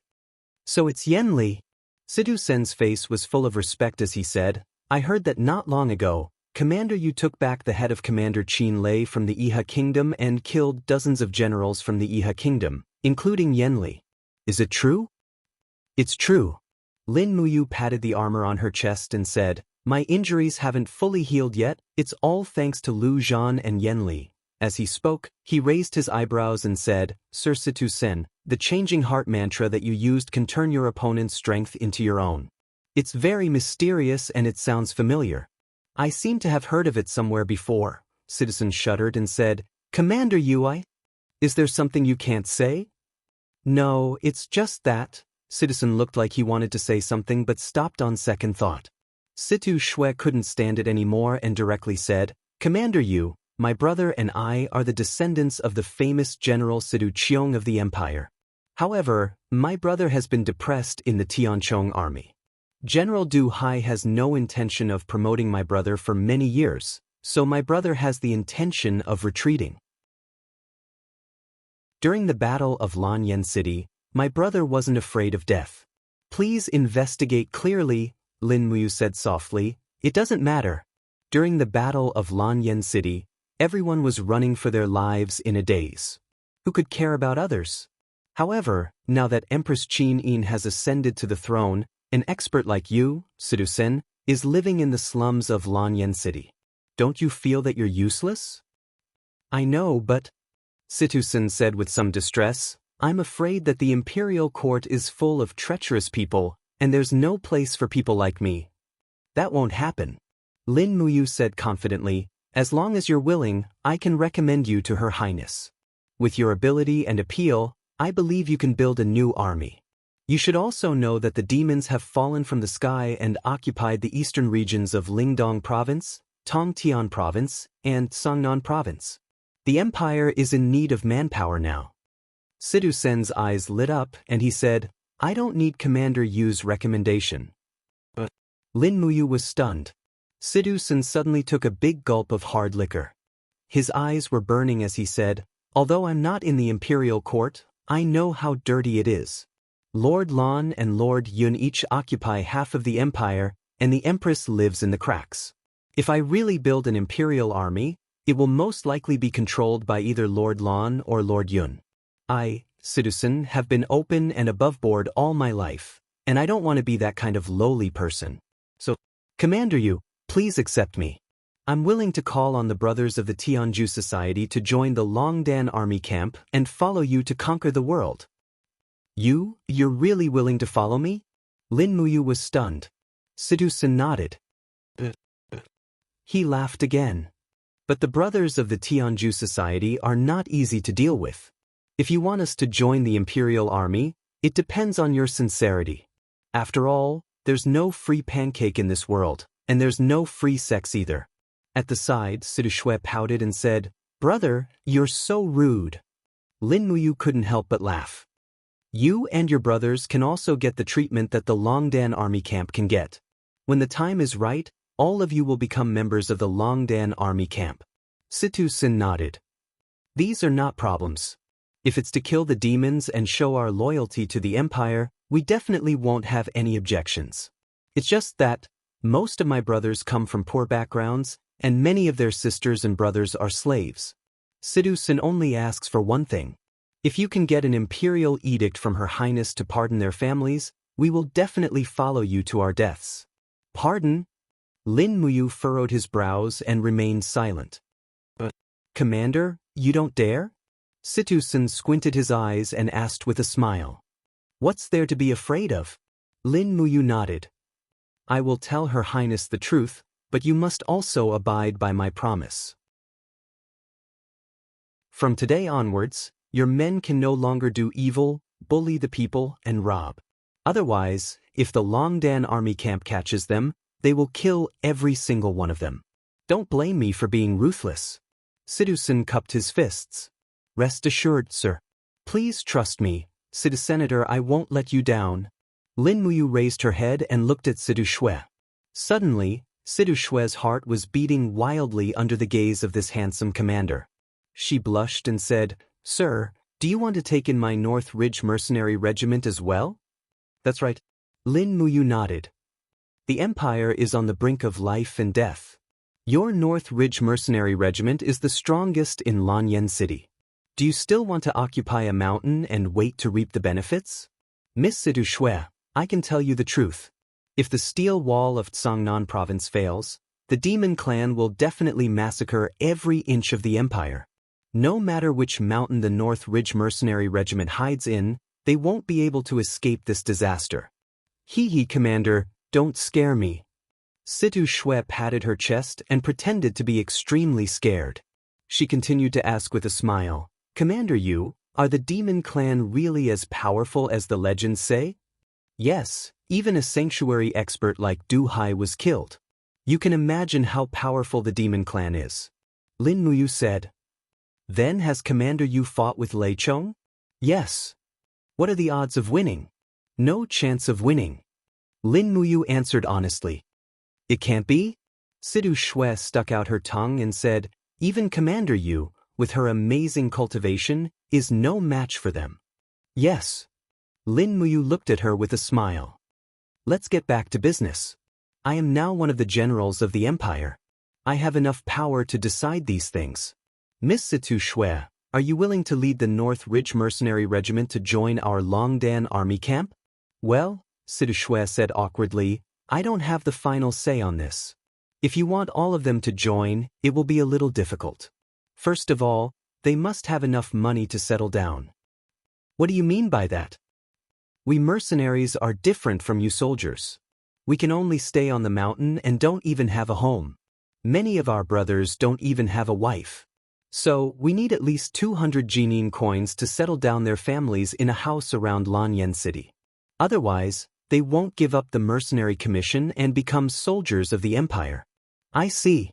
How many people are there in the North Ridge Mercenary Regiment? More than 15,000. All right. Lin Muyu looked at Situ Shui and said, it's a deal. I will take out 3 million Jinin coins and you must lead the North Ridge Mercenary Regiment to join the Longdan army camp. All right. Situ Shui shook Lin Muyu's hand and said, it's a deal. As she spoke, she blushed again. Lin Muyu couldn't help but look at Situ Sen and asked, how did your sister become the leader of the North Ridge Mercenary Regiment? Isn't it simple?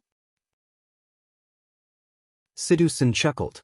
She started as an ordinary mercenary and fought her way up. Finally, she defeated the old leader with 2 swords. After the old leader retired, it was her turn. I see. It was almost dusk when Lin Muyu and Situ Sen finally came to an agreement. Although Situ Sen was a straightforward person, he also gave a lot of conditions. On the other hand, Situ Shui's conditions were simpler. She was willing to join the Longdan army camp as long as she had the money. However, she and her brother had to be given the position of captaincy. This was simple. Lin Muyu could use the seal to confer the title of commander. Under the setting sun, Lin Muyu, Wei Chou, and Fengxi slowly left the slums. Commander, do you really trust Sidu-sin? Wei Chou asked worriedly.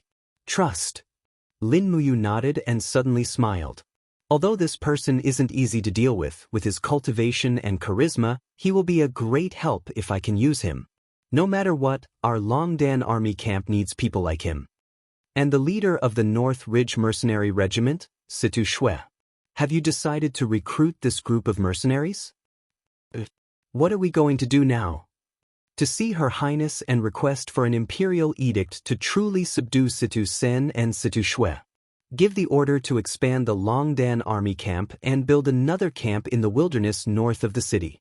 The city really can't garrison so many people. Yes, I understand. Chapter 416. That night, Lin Muyu received the pardon edict from Qin Yin. She was extraordinarily efficient. She brought Fengxi, Su Jiantao, and the others to the slums in the east of Lanyan City and read the edict to everyone. Then, she gave the edict to Situ Senator. With this edict, he could pardon any servant related to the Heaven Judgment Society. As for the gold hun coins, it took Jin shouting half a day to gather 3 million gold hun coins. However, in exchange, Lin Muyu had to forge some dream of returning peaks and a batch of weapons for the Chamber of Commerce. She had nothing better to do anyway. 6 days passed in the blink of an eye. Lin Muyu's injuries had recovered by 90%. Her strength had mostly recovered, and there were signs that she was stronger than before. Her battle chi had become thicker and purer. As her strength improved, the God-binding chains and martial soul gourd also became stronger day by day. This was something he could feel. Early in the morning, the holy temple was silent. Frost covered the ground on this winter morning, and the temperature dropped sharply. It was so cold that people shivered. It seemed that the first snow of the year was about to arrive. In the center of the hall, a purple stone was placed there, surrounded by Guyang, Zhou Yao, Bailey Fu, and Jing Shanhe, the 4 deacons, Guyang, Zhou Yao, Bailey Fu, and Jing Shanhe. In addition, even Chu Chu was there. He was reading a thick book with a face full of suspicion. Chu, did you find it? Lin Muyu asked with a smile. Not yet. Chu Chu shook his head. Lin Muyu smiled. Why don't we forget about it? There's no need to name my martial soul, right? That won't do. Gu Yang's tone left no room for argument. You are now the Grand Deacon, the soul of the Empire's cultivation world. If we can't even identify your martial soul and name it, then I'm afraid the myriad soul canon will no longer be the #1 canon in the world regarding martial souls. Okay then. Lin Muyu drank her tea.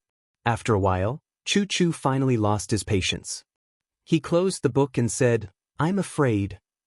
There was no mention of Yu's martial spirit in the books of our ancestors. In my opinion, why don't we test the strength of our martial spirits ourselves, and determine the levels of our martial spirits, then we can just name them. Gu Yang laughed. All right, that's what I mean too. Chu Chu nodded. You, go to the testing stone and summon your green gourd. Push your martial spirit's power to the highest level. Yes, Chu. Lin Muyu stood up and walked to the testing stone. This stone was collected from deep within the mountains. It possessed natural spiritual energy and was naturally sensitive to human martial spirits. Lin Muyu gently placed her palm on the stone. The golden gourd emerged from her body. As Lin Muyu activated her Do Qi, the light became more and more intense. In the blink of an eye, it let out a weng weng sound, illuminating the entire temple.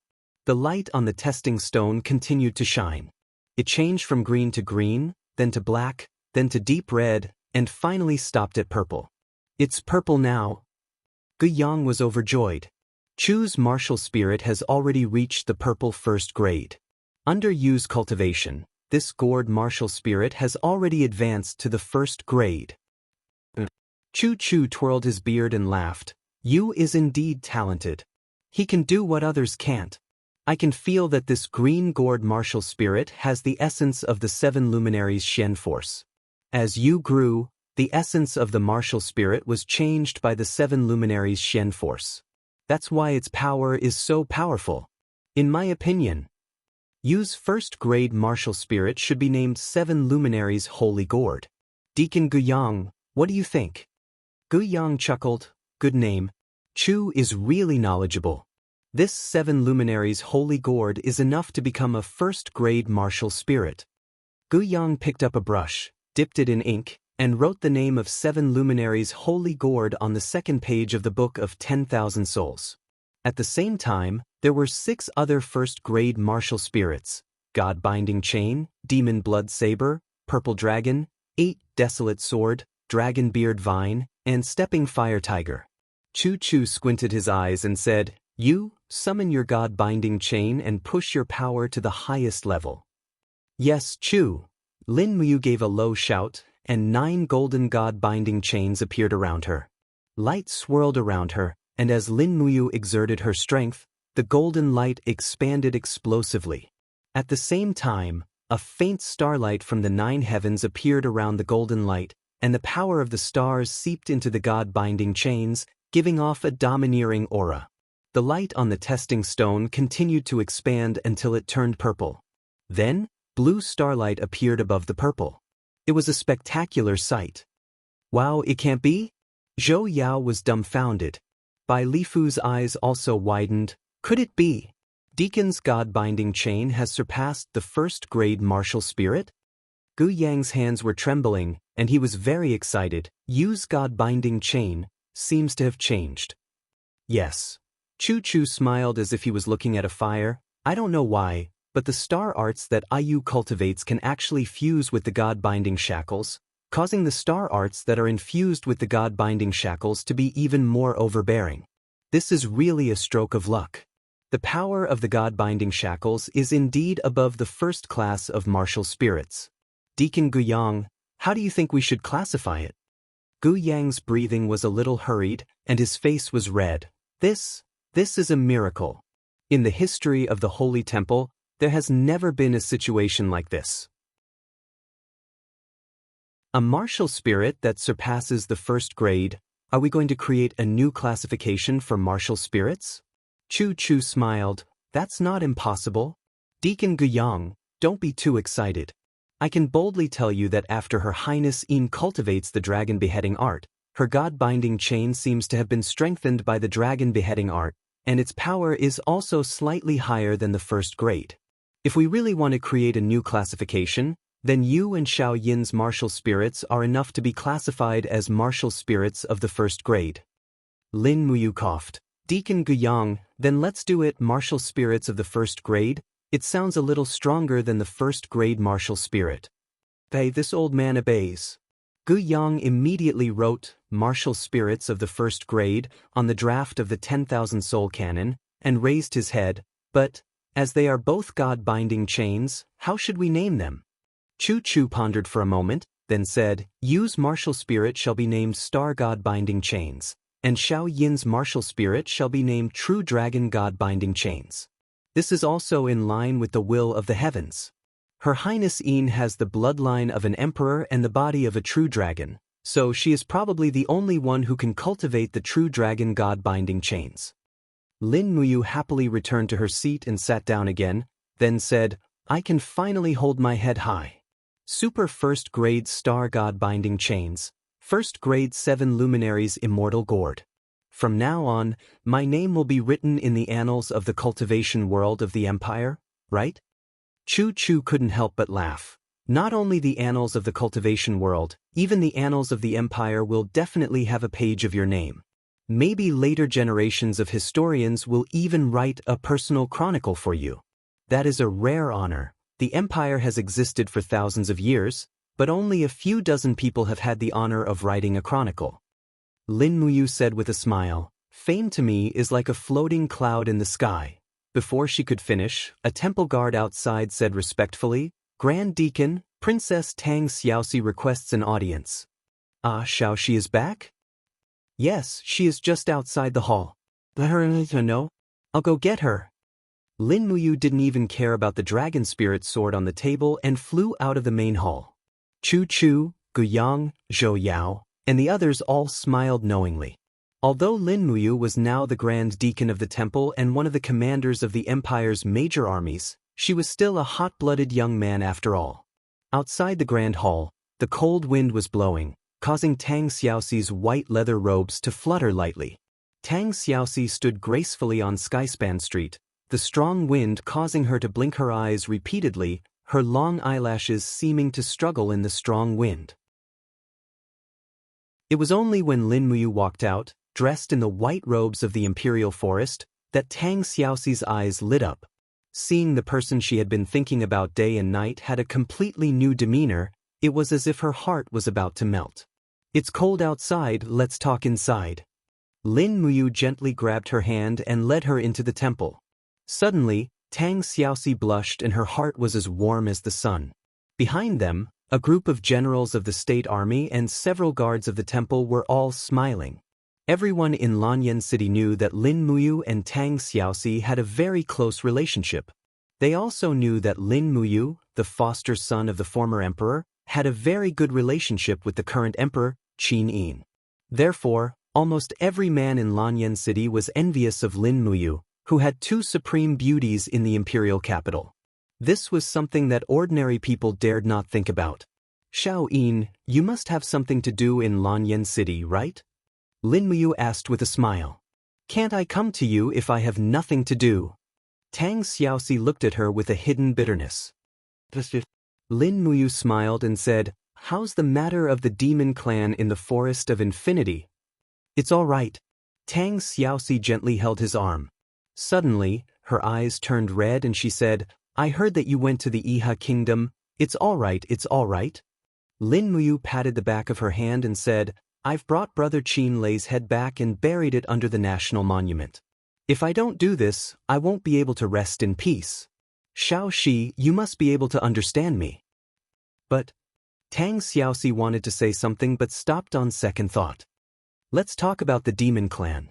Lin Muyu smiled and said, "The demon clan's Marshal Qianfeng has deliberately built all kinds of siege weapons, planning to attack the empire's territory from the west. I'm worried that once the demon clan really succeeds in their invasion, our human army's power will be unable to resist them. At that time, I'm afraid we'll have to rely on the demon clan's military power." The demon clan isn't having an easy time either. Tang Xiaoxi pursed her red lips and said, "The temperature in the Forest of Infinity is unpredictable. This spring and summer, the sun has been blazing in the sky and there's very little rain, resulting in a severe drought. The wild plants in the forest have a very poor harvest, so the food for the demon clan has become very little. Autumn has just arrived, and it's snowing continuously. The entire west of the demon-subduing pass has become a sea of snow. A few days before I came, thousands of demon clans starved to death. So this time, I came to Lanyan City to borrow food from Xiao Yin." Lin Muyu was slightly stunned. She touched her nose and said, "Shall I accompany you to see Xiao Yin?"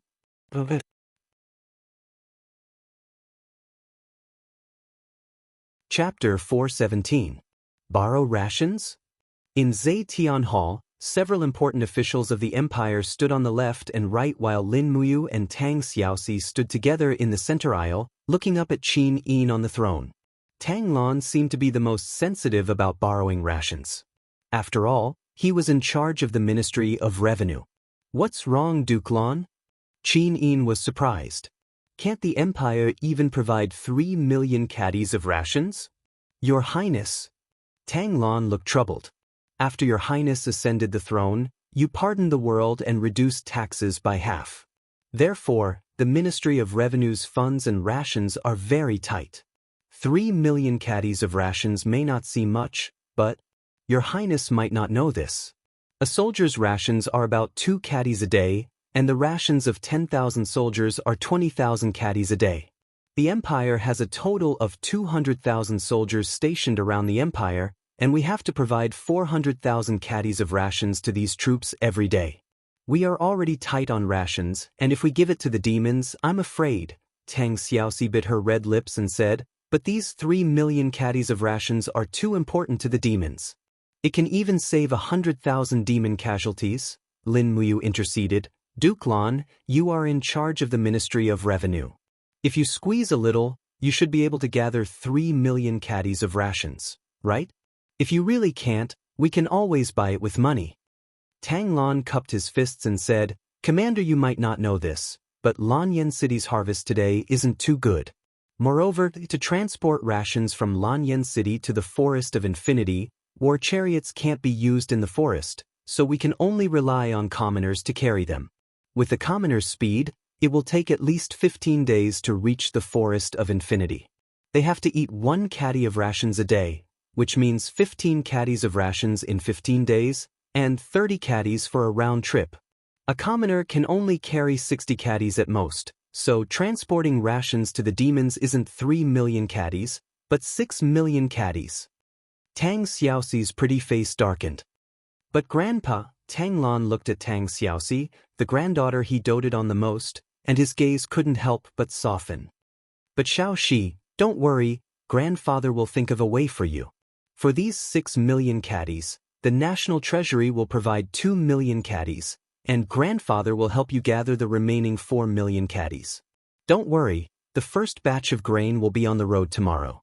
As she spoke, Tang Lan looked at Qin Yin respectfully and said, Your Highness, I wonder if this is appropriate. Qin Yin nodded and smiled. The monster race is our vassal nation. We should help them. As long as we can save the monster race, anything is fine. Thank you, Master Lan, for putting in so much effort for the nation. Tang Lan, thank you, Your Highness, for understanding this old subject. Oh right, is there anything else? Tang Lan cupped her fists and said, Recently, the Longdan army camp seems to have built quite a number of camps at the edge of the forest north of Lanyan City.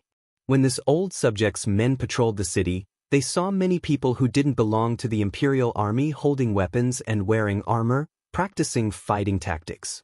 There were quite a number of them, at least 30,000. Moreover, the North Ridge Mercenary Corps seemed to be there as well. Does Your Highness know about this? Qin Yin was taken aback. I know. Those are the reserve forces of the Longdan army camp.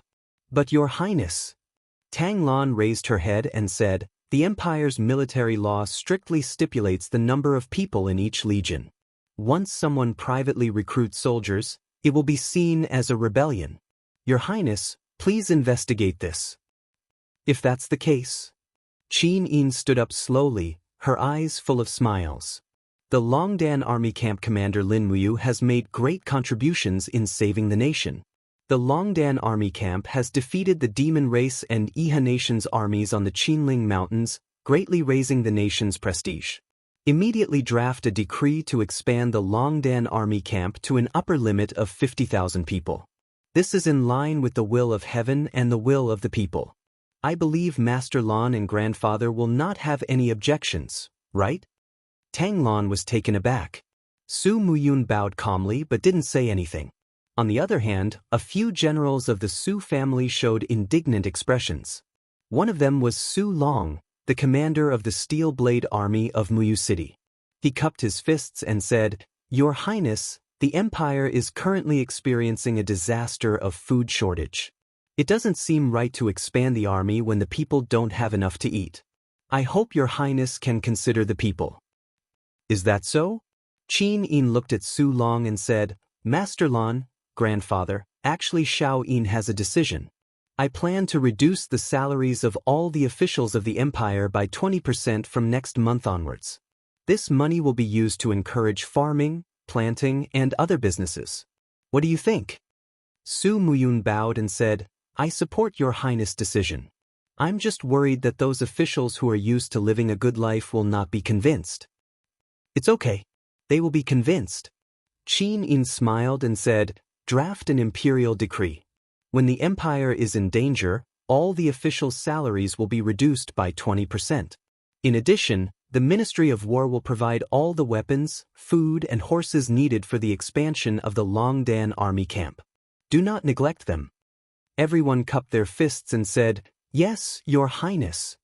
At the side, the Minister of War, Xueling, looked at Lin Muyu with a smile and said, Congratulations, Commander Yu.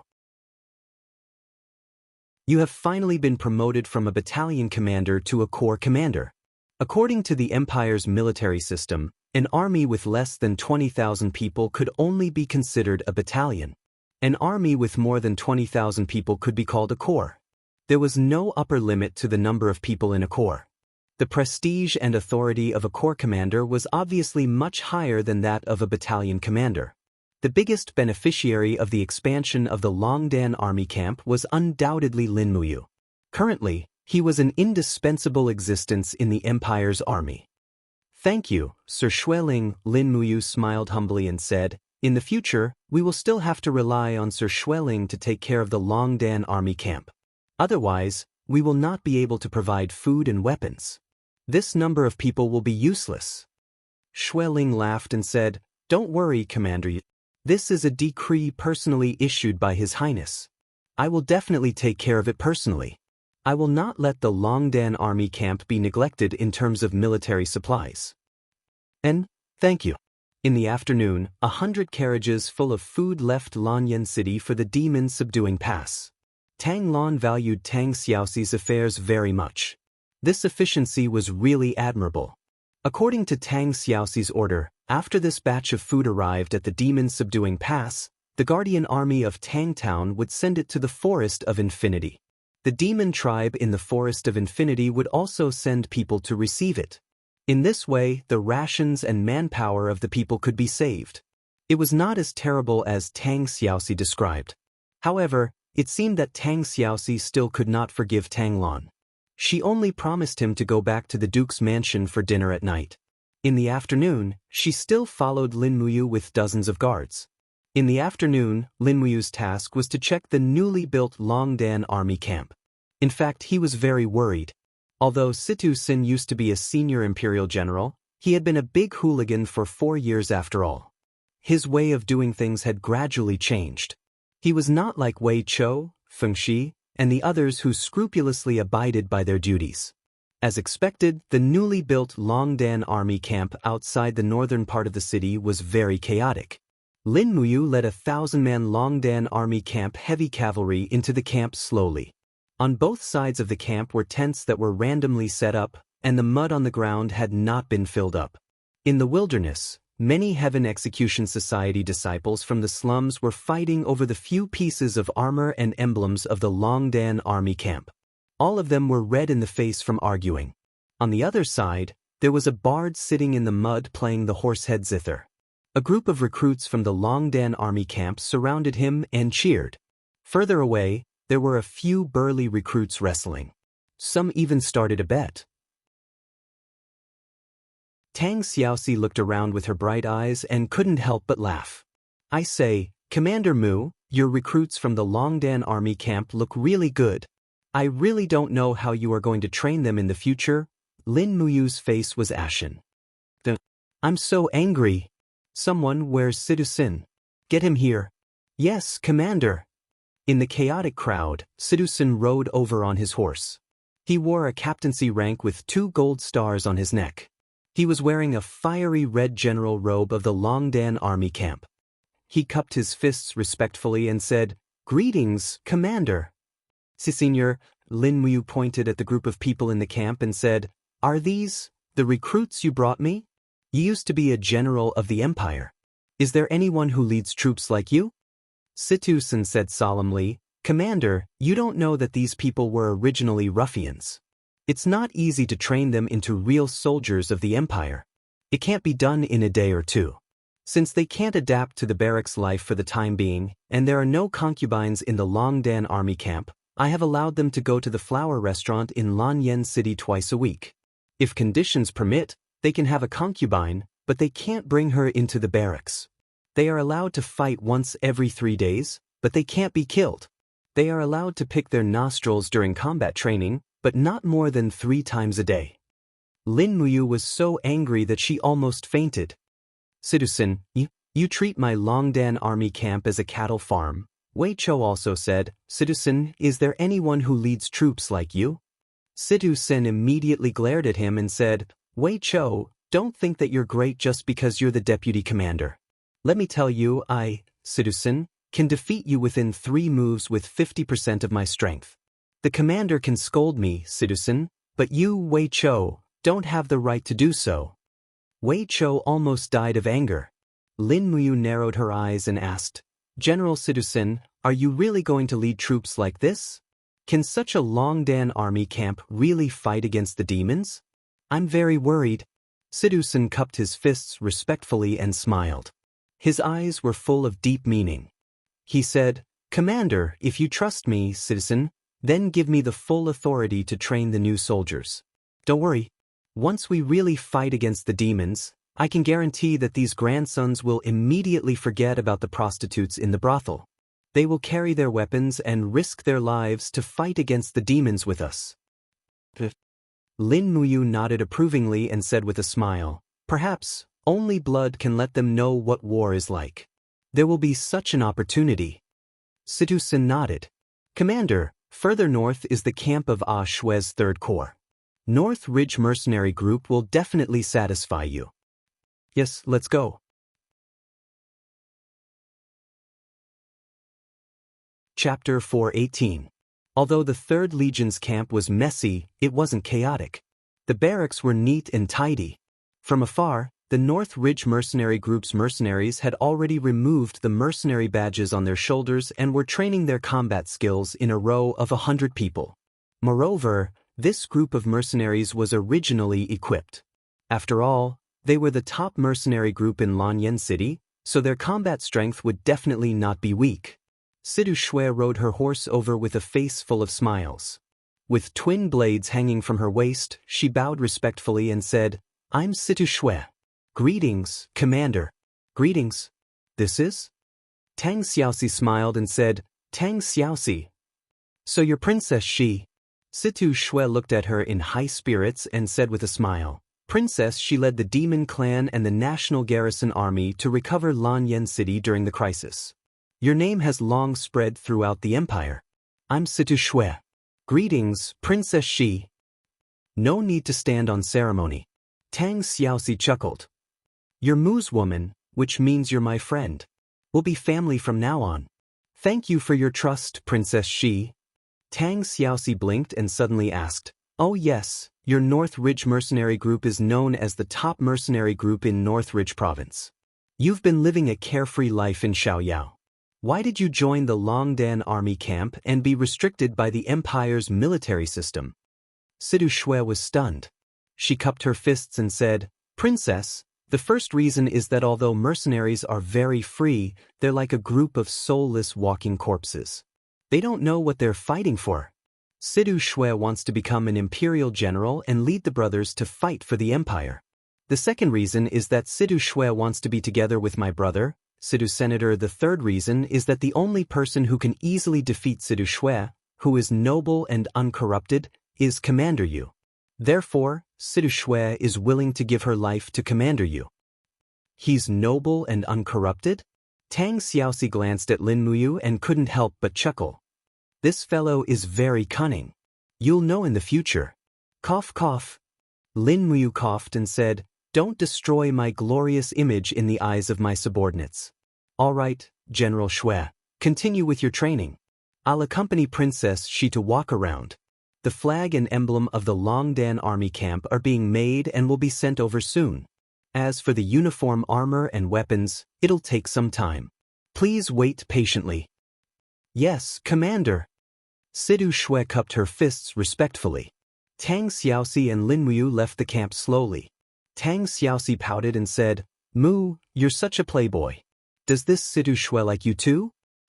No, don't let your imagination run wild, Lin Muyu said righteously. She only admires my sacred domain strength. I'd be a fool to believe you. Wei Chou and Fengxi snickered at the back. At this point, the 3 major armies of the Longdan army camp were officially established. The first army was led by Wei Chou and had 20,000 people after recruitment. The second army was led by Situ Sen and had 15,000 people. The third army was led by Situ Shui and also had 15,000 people. There were a total of 50,000 people in the army, and it quickly became one of the bravest main armies in the empire. When it was close to evening, Tang Xiaoxi invited Lin Muyu to the Duke's mansion in Seven Seas City to participate in the family banquet. Initially, Lin Muyu refused, but seeing Tang Xiaoxi's pitiful look, she had no choice but to follow. She knew that Tang Lu and Tang Tian wouldn't treat her well, but she was worried that something might happen to Tang Xiaoxi, so she had no choice but to follow. At night, the lanterns in Lanyan City were lit, and the night sky was as mesmerizing as a noble lady's evening gown. The sound of horse hooves was a little chaotic. Su Jiantao led 100 cavalrymen and escorted them to the Duke's mansion, but he was sent back by Lin Muyu. After all, Lin Muyu already had a sacred domain cultivation base.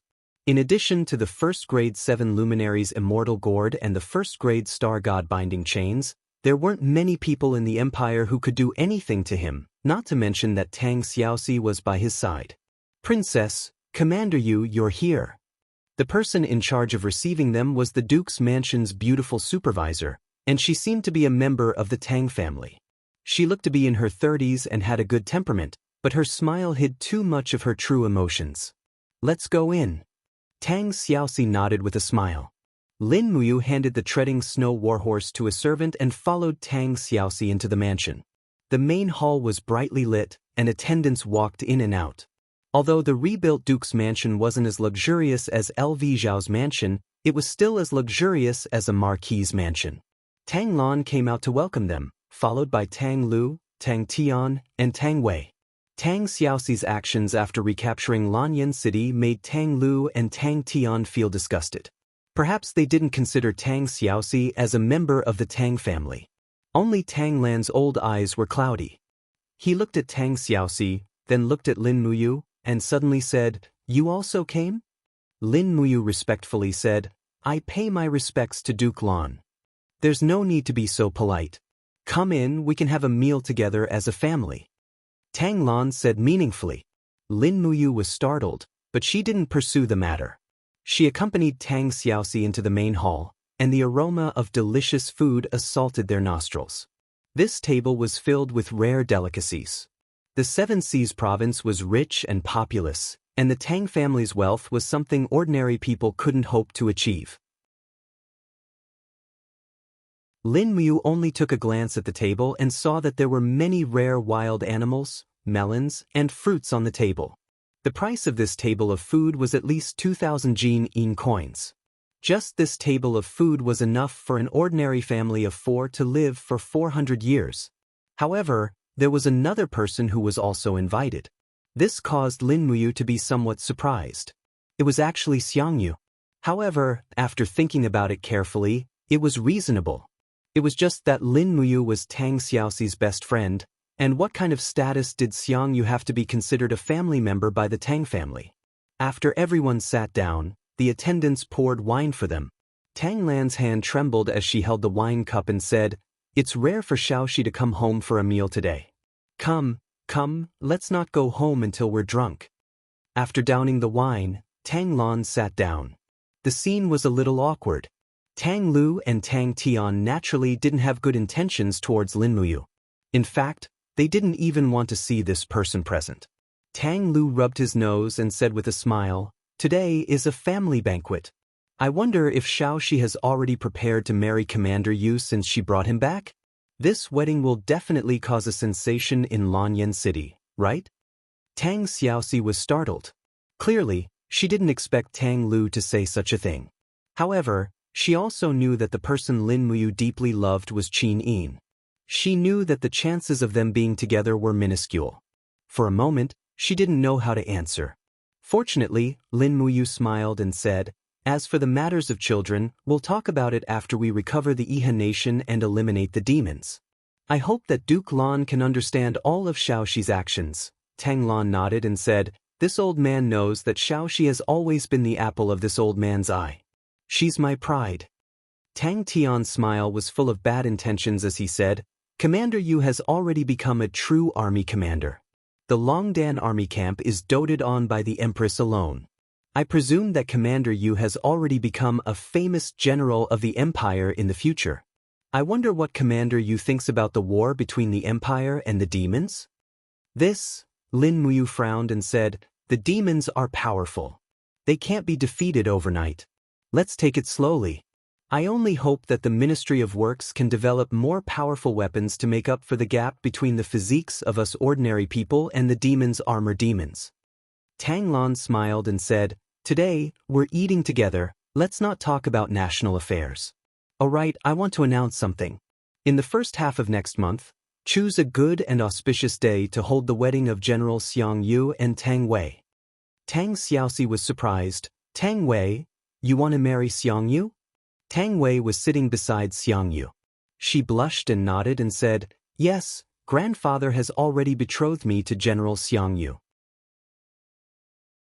Xiang Yu stood up and cupped his fists majestically and said, "This general will definitely not disappoint Duke Lan's good intentions. I will naturally treat Princess Tang Wei well in the future and treat her as my everything. I will never let the Tang family down." "Good, good, good."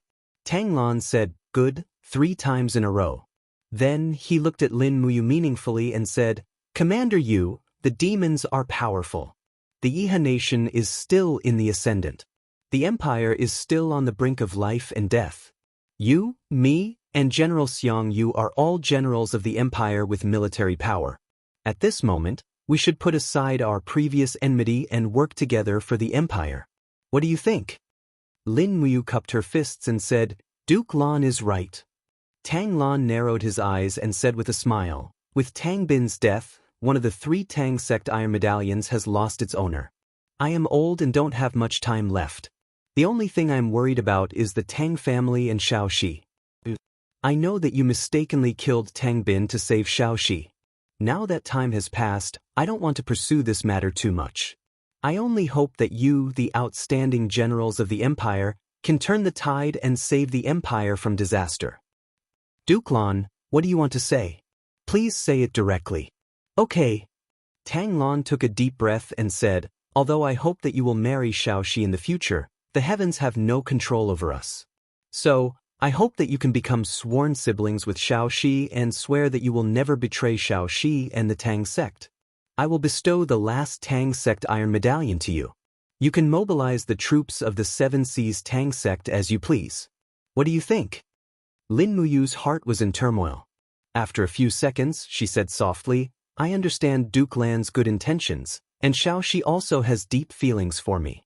I will never regret betraying Shao Shi, but I am Qin Jin's adopted son. Qin Jin doesn't treat me well, but he trusts me very much. Furthermore, my brothers, Chu Huayin and Qin Lei, have already died for this empire. I'm afraid that I can only be loyal to the Qin family for the rest of my life. However, Duke Lan is also a subject of the empire, so you will definitely be loyal to the empire like me. So, what difference is there between being loyal to the Qin family and being loyal to the Tang sect?" Tang Lan fell silent, and his eyes were filled with confusion. He picked up his chopsticks and said, "Let's eat. Let's not talk about national affairs anymore."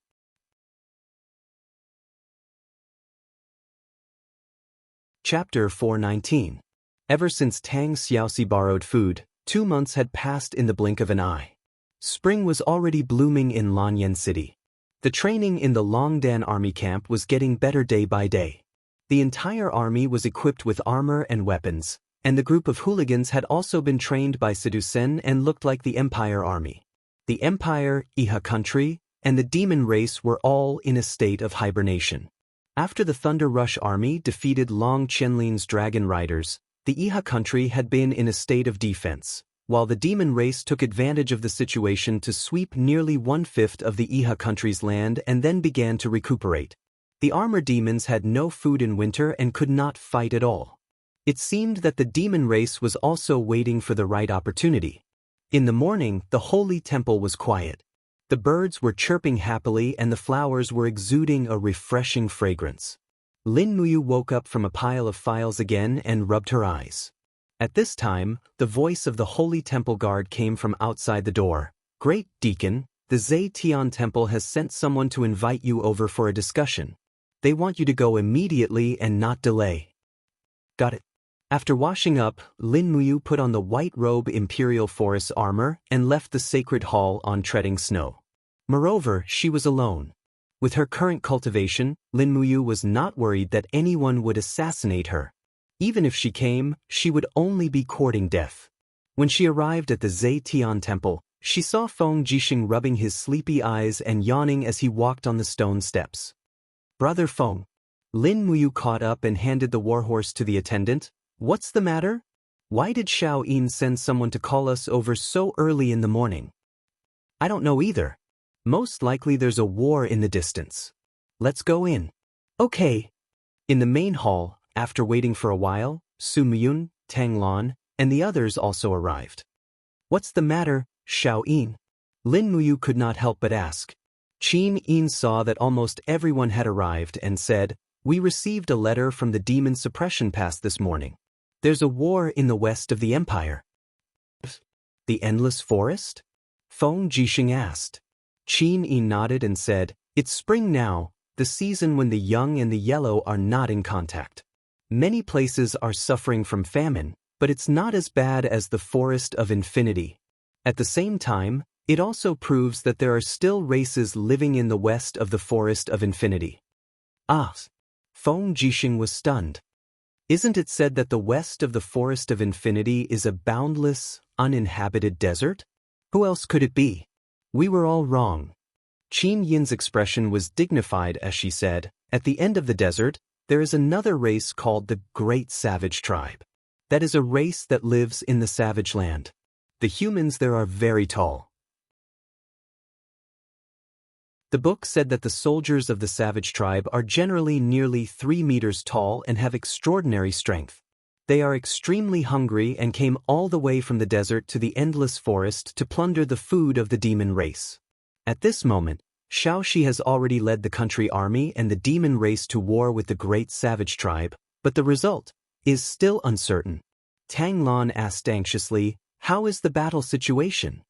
Qin Yin handed the letter to the female official and said, "Everyone take a look."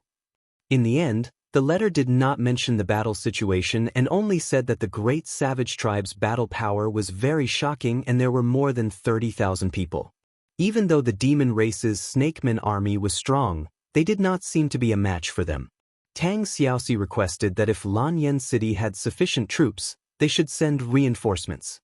Tang Lan clenched the letter tightly and said, "Shaoxi is a strong child and will not ask us for help unless it's a last resort. This hateful great savage tribe. Your Highness, please send the Empire's army as reinforcements. Otherwise, once the demon race and the country army are destroyed, I'm afraid that our western border will fall. At that time, the great savage tribe, demon race and Iha country will attack from 3 sides and the Empire will be powerless to turn the situation around." Qin Yin's gaze was faint as she said, "Reinforcements are certain, but I have not made a decision yet as to which army is the best to send." In the crowd, Su Yun cupped his fists and said, "This general is willing to lead the Steel Blade army to reinforce Princess Shi." Tang Lan frowned and said, "No, the Steel Blade army is responsible for guarding the Yudao River defensive line and cannot leave at will. In my opinion, it is better to let the Marquis of Pingnan, Xiangyu, lead 50,000 Songnan province's army as reinforcements. Xiangyu's talent is enough to stand proudly in the world and be able to contend against the great savage tribe." Qin Yin nodded her head. "Good is good, but the great savage tribe is too strong and General Xiangyu has just married not long ago. I'm afraid that this will inconvenience Princess Wei." Xiangyu cupped his fists and said, "This general is the Empire's general and will shed blood for the Empire. Pleading for your Highness to give the order. This subordinate will immediately gather the Songnan province's army and head to the western border." Feng Jixing frowned and said, "Your Highness, this general has something to say." "General Feng, please speak." Qin Yin said with a smile.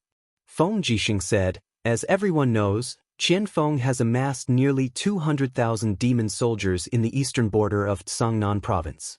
They can invade the border at any time and Songnan province is the strongest support of the Yudao River defensive line. If the Songnan province's army is mobilized, what will happen if the demon race attacks the city? So, this general thinks that we should let Commander Yu's Longdan army camp head to the western border and have a showdown with the great savage tribe." Qin Yin nodded her head and smiled. General Feng's words are reasonable. Grandfather, what do you think? Su Muyun muttered. Xiang Yu and Lin Muyu are both famous generals of the present age. In fact, either one of them can go. Why don't we draw straws?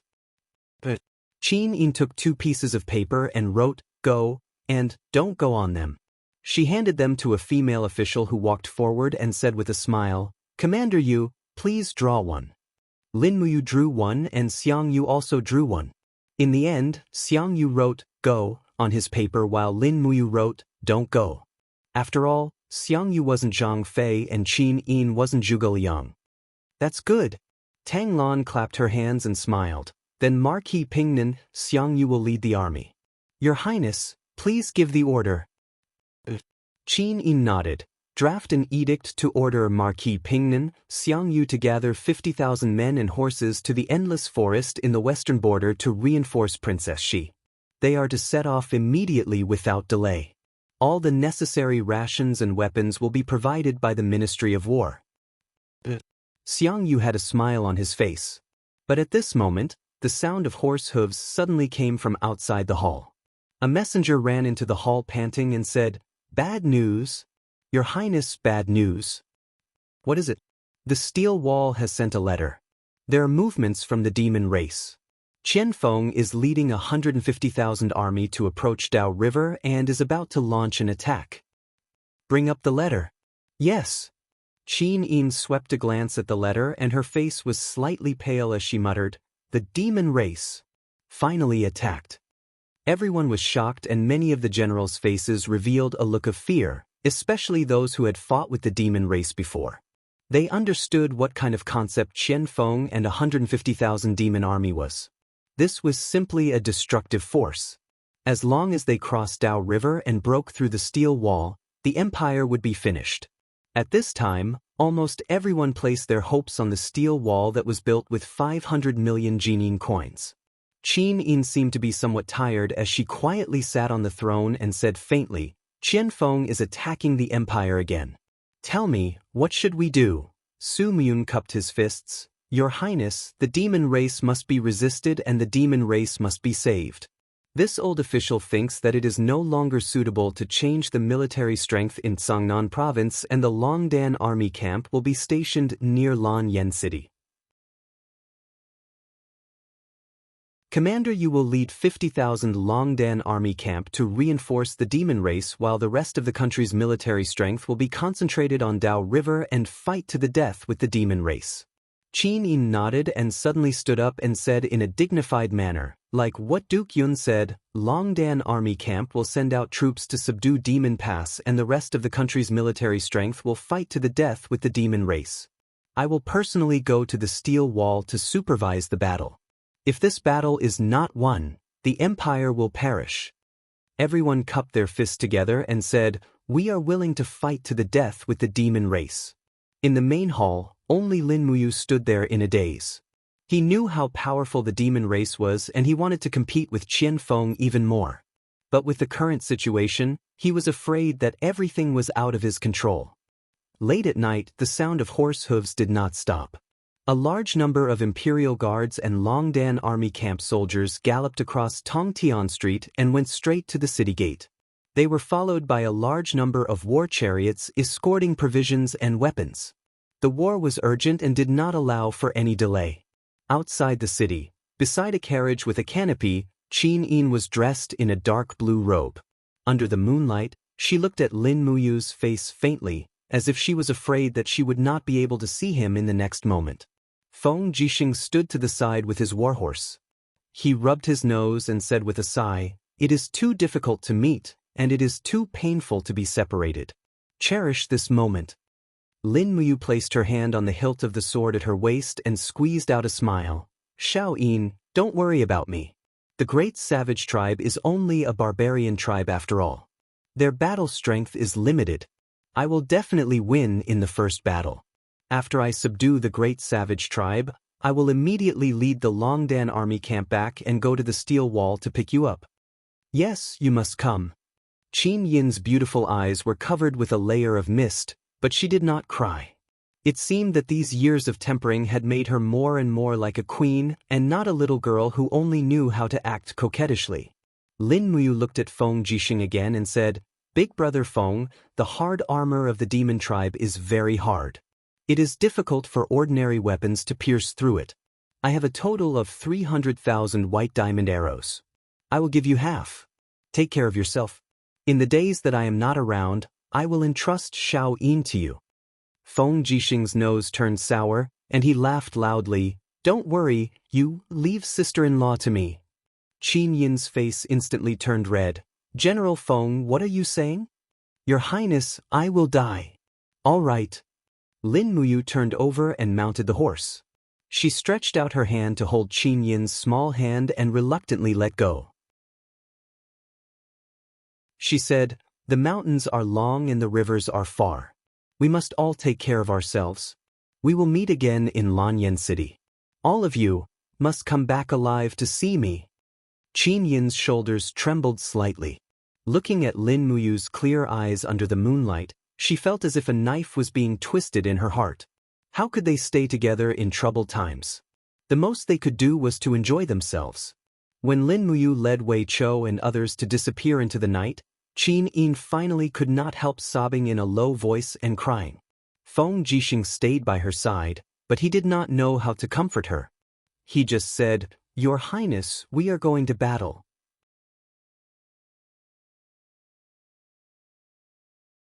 Chapter 420.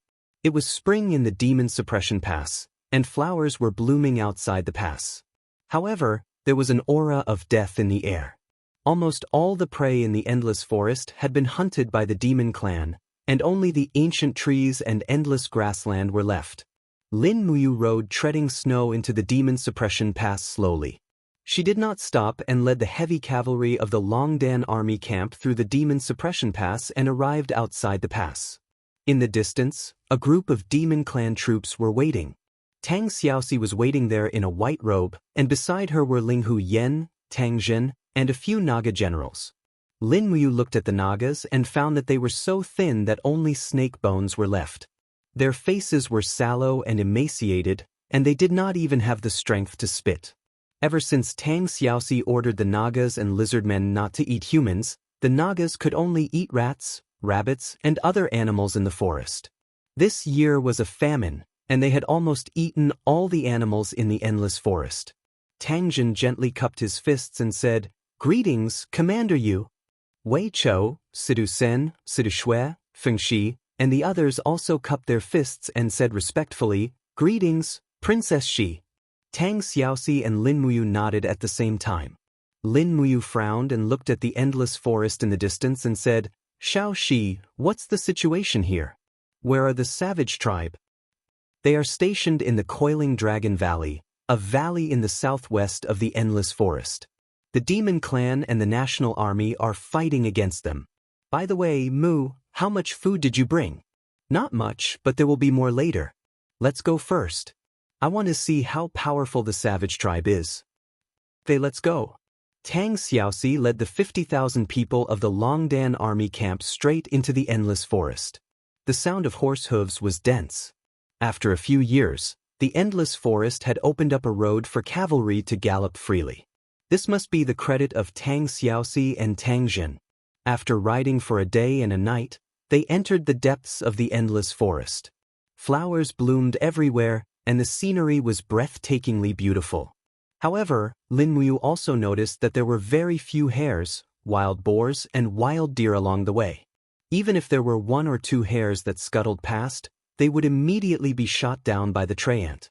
The tray ant carried the prey over and offered it to the Naga generals. These Naga generals did not stand on ceremony. They used their scimitars to cut the hares into pieces and swallowed them with blood and fur.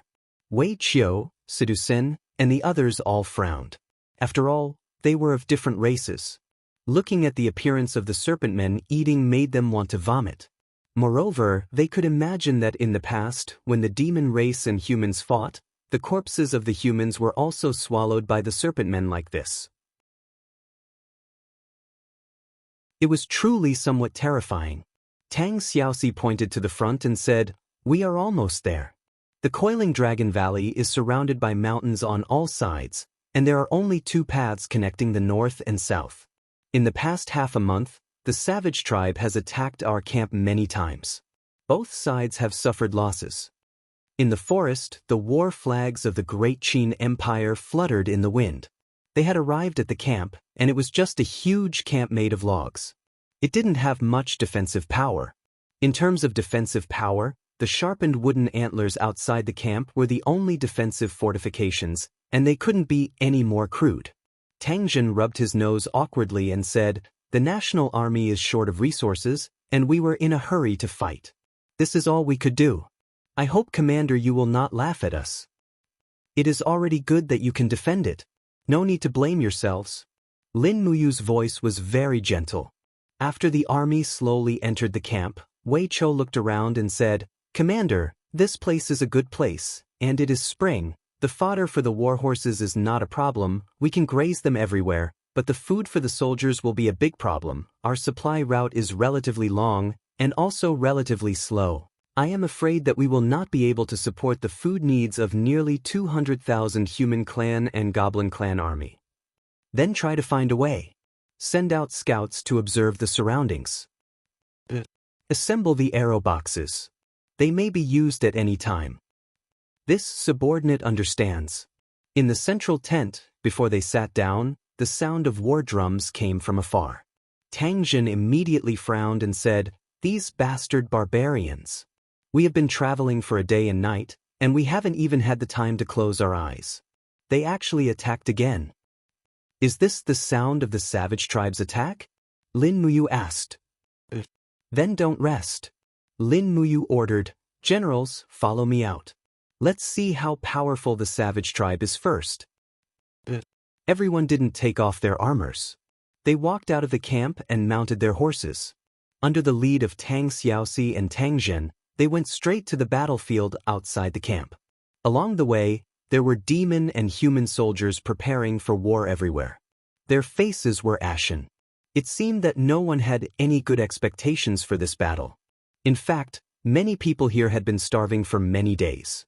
Not to mention fighting, it was difficult for them to continue living. Lin Muyu galloped along the way and saw everything. She said, "Give them half of the rations in the Longdan army camp. We can't let the National Army and the demon race fight on empty stomachs. Immediately send a letter to Lanyan City. Tell them that the Forest of Infinity is in dire need of rations. No matter what, they must transport rations here. In addition, send a letter to Jean Xiaotang of the Zine Flower Chamber of Commerce. Tell her to think of a way to transport as much rations as possible to the Forest of Infinity to supply the Longdan army camp." "Yes, Commander." Wei Chou cupped his fists and then went to order his subordinates.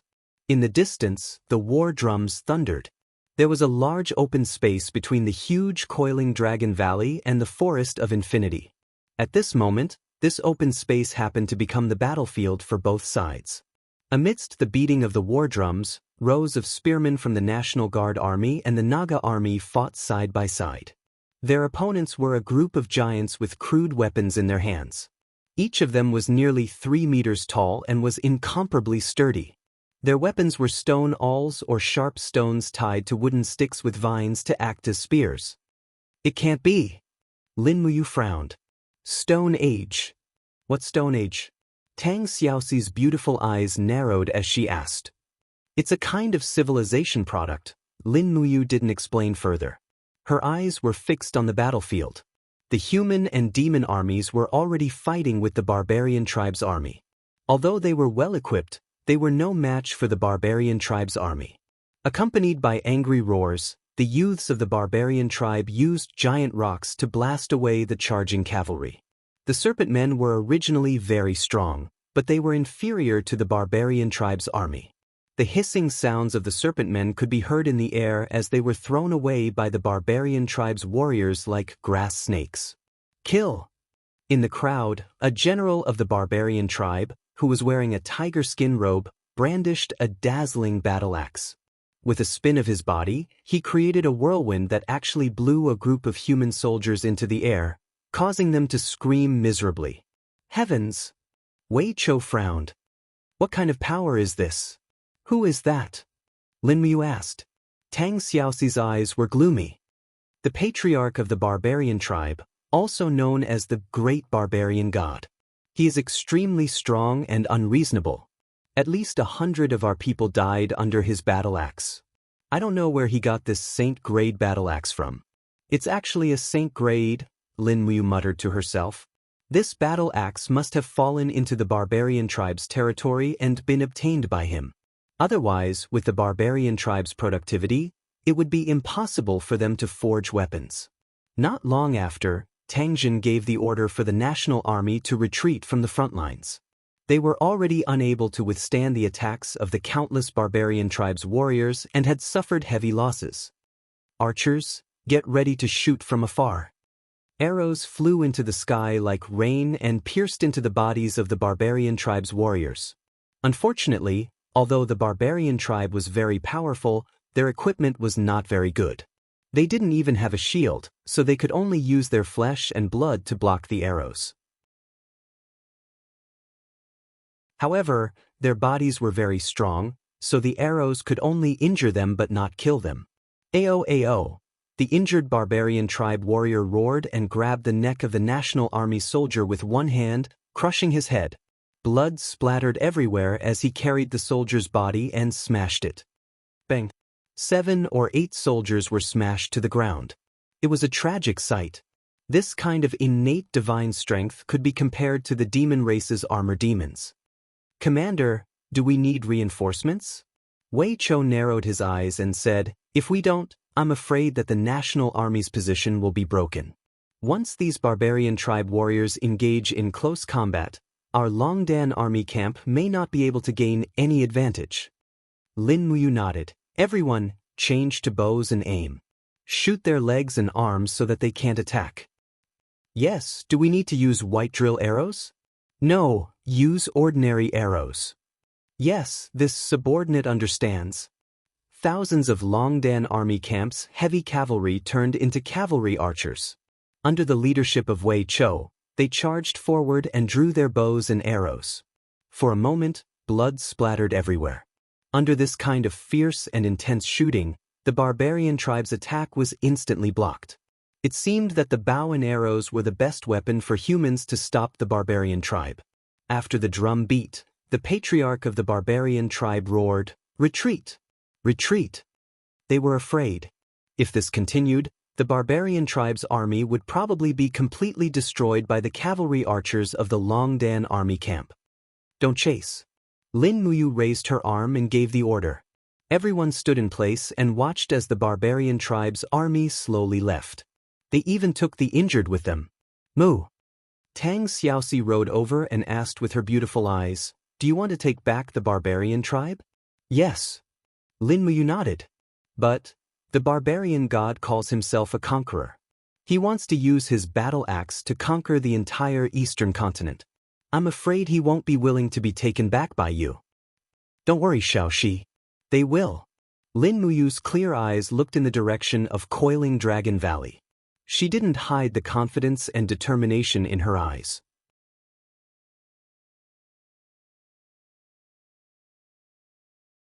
Chapter 421. In the middle of the night, the first batch of food from the Longdan army camp had arrived. It was distributed evenly so that everyone in the army could eat their fill. The Nagas finally restrained the hunger in their eyes when they looked at the human soldiers. In the central tent, the candlelight swayed in the night wind. Everyone was gathered around a simple map of the endless forest. Lin Muyu held a lit candle and carefully looked at the terrain on the map. She said, "Is it possible for our army of 200,000 to surround the entire Coiling Dragon Valley?" The entire Coiling Dragon Valley? Tang Zhen was startled.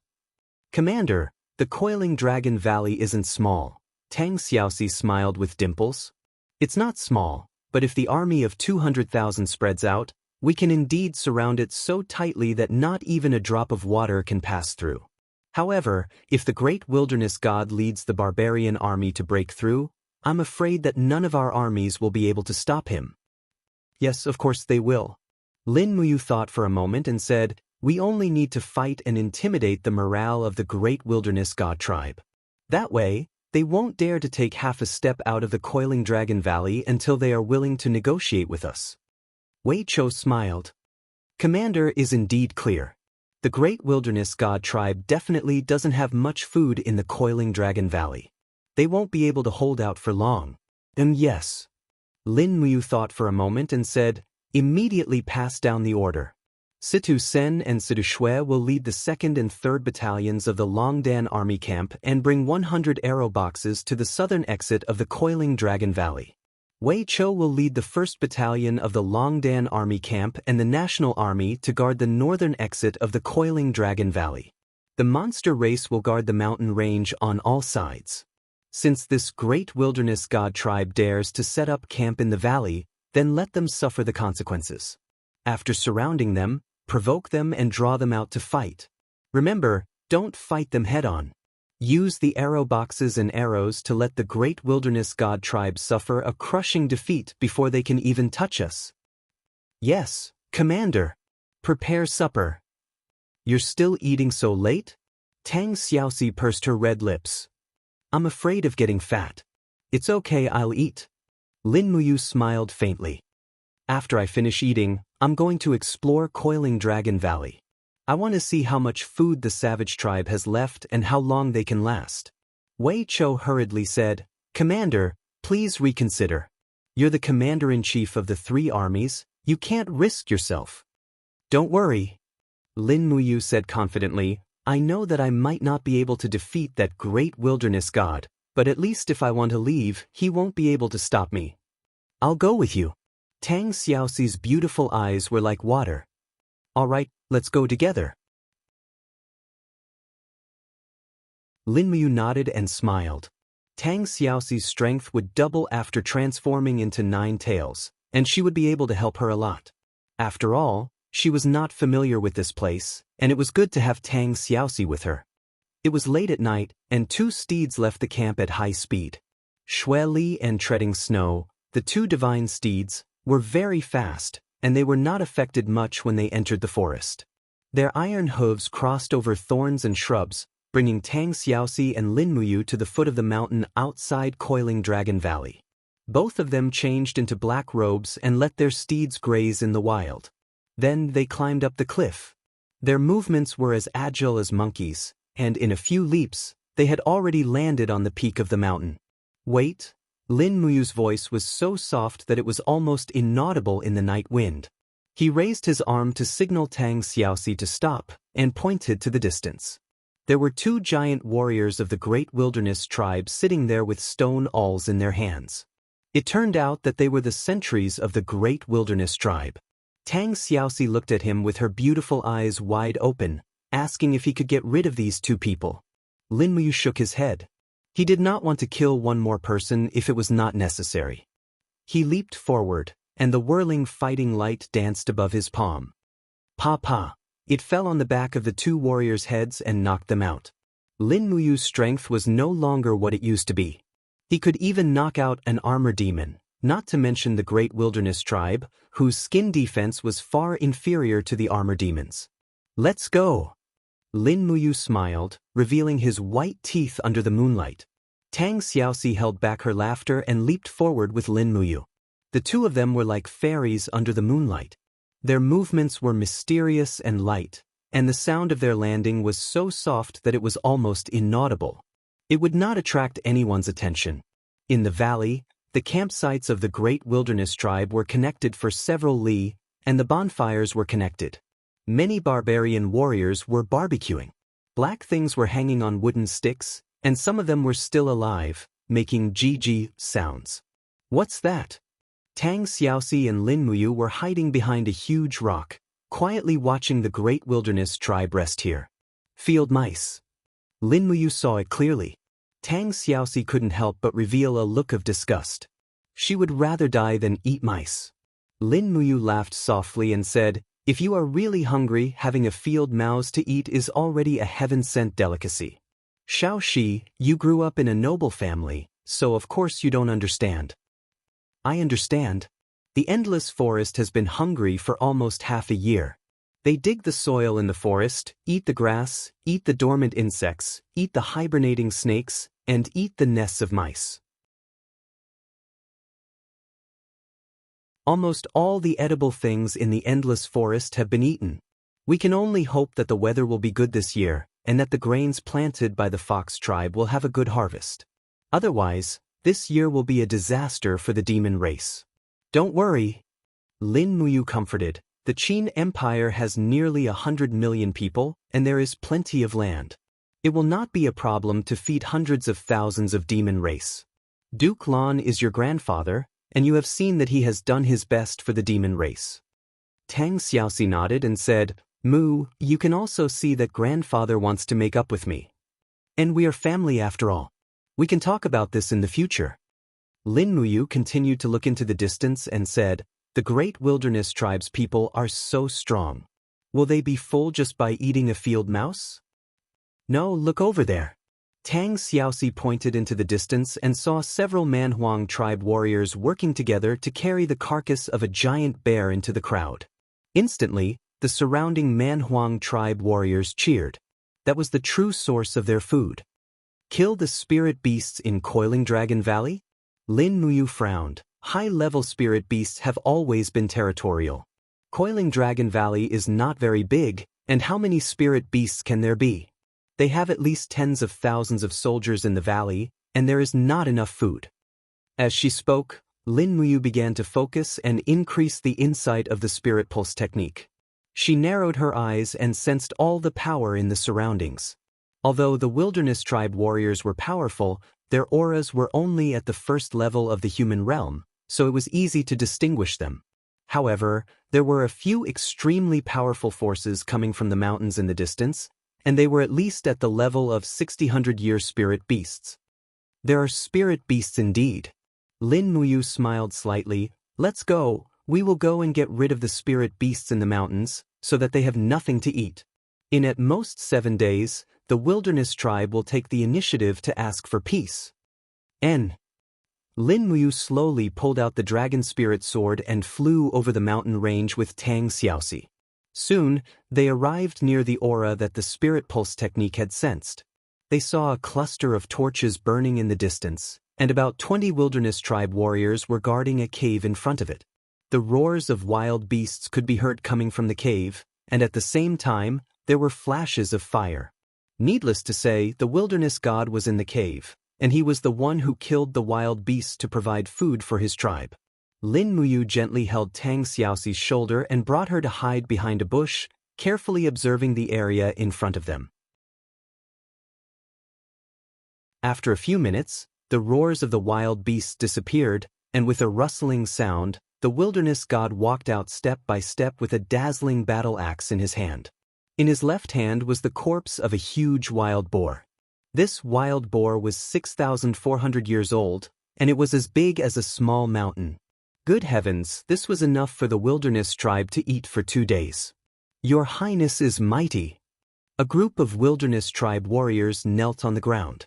The wilderness god had thick eyebrows and big eyes, and his entire body was covered with bulging muscles. He looked very satisfied, but suddenly he seemed to have sensed something. With a shout, he turned around and rushed toward Lin Muyu's hiding place.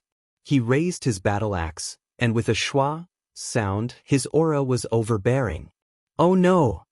Lin Muyu never thought that the wilderness god would be so sensitive to auras. He raised his palm, and the 7 luminaries' immortal gourd appeared in the air.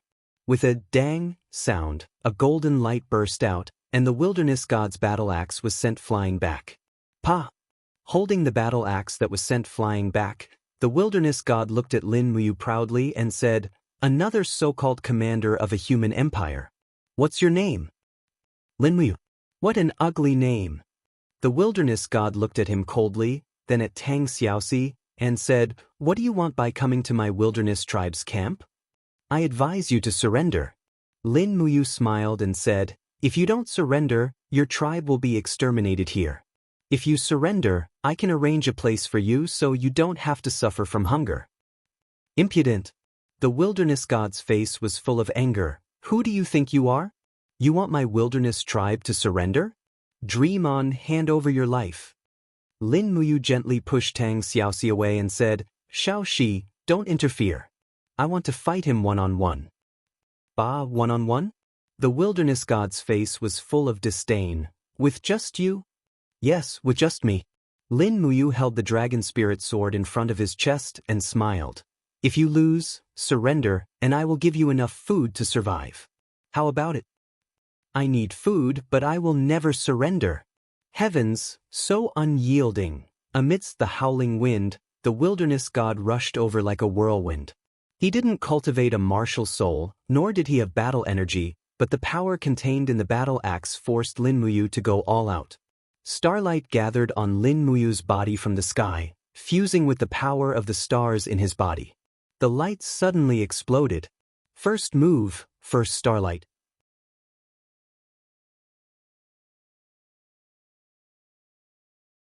Chapter 422. Pang! The cyclone surged and exploded.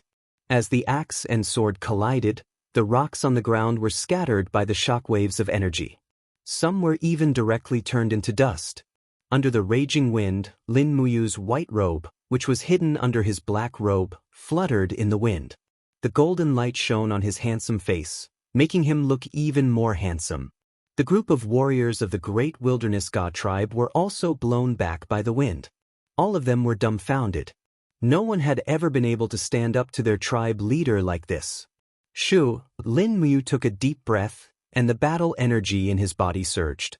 This great wilderness god tribe was indeed born with divine strength. He was actually able to forcefully resist the might of the first move of the star arts with just the natural true energy in his body. Again, the great wilderness god tribe's eyes burned brightly under his thick eyebrows. He laughed loudly and said, Awesome! Awesome! I didn't think that there would be such an expert among the humans. Come. If we don't settle this today, don't even think about leaving. Just what I wanted. Lin Muyu suddenly shook his long sword and activated all the battle energy in his body, directly raising it to the 100% realm. He leaped up, and the power of the stars rapidly surged onto the tip of his sword, turning into rocks and stardust. A majestic power of mountains condensed, and the 5 mountains descend from the heavens forcefully descended from the sky, directly smashing towards the great wilderness god tribe's head. When the great wilderness god tribe felt that terrifying pressure, he didn't dare to be careless. He waved his battle axe and suddenly spun it, shouting in a low voice, Circumference! An invisible domain vortex formed in the air to resist the sacred domain pressure that Lin Muyu's attack had produced. The great wilderness god tribe brandished his battle axe and continuously spun it.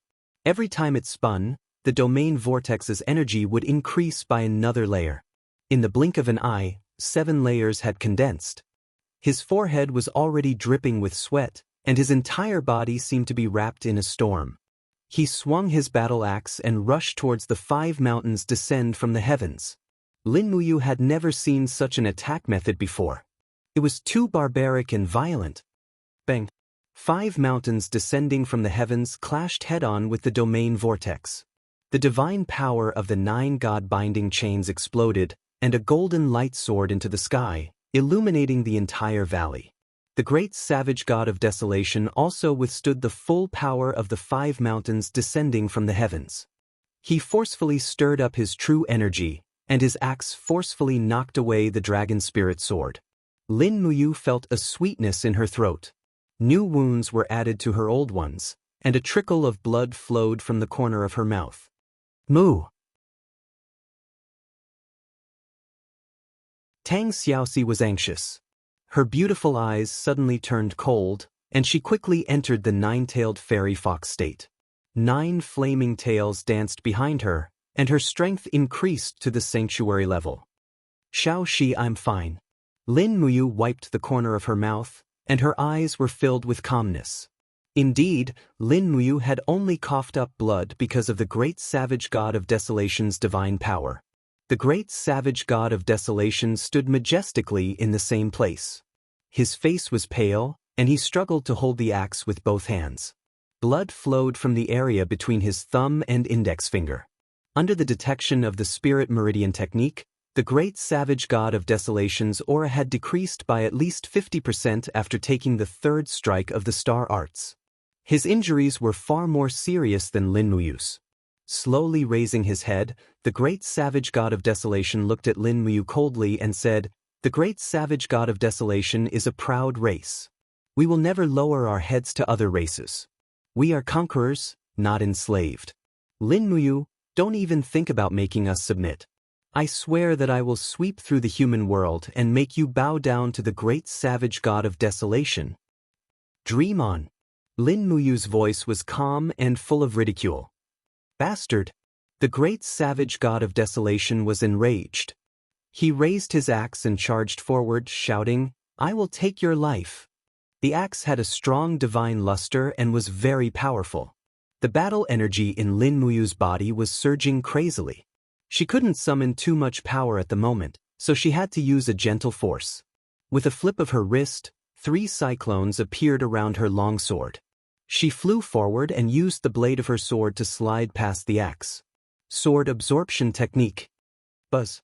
The great savage god of desolation's great strength had lost its aim, and its axe fell onto the ground, instantly shattering a huge boulder.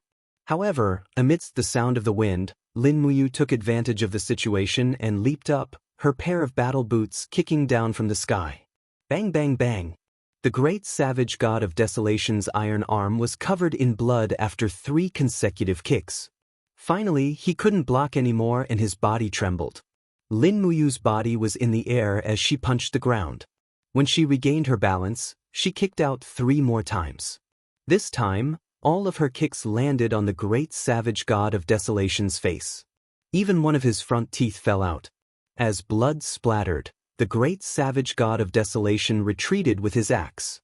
His heart was filled with anger and humiliation. He forcefully swung his axe through the air. However, Lin Muyu seemed to be riding on the wind. She nimbly dodged the attack and smashed the hilt of her sword into the great savage god's shoulder. Bang! The great savage god of desolation suffered another heavy blow. The divine power in his body finally couldn't keep up.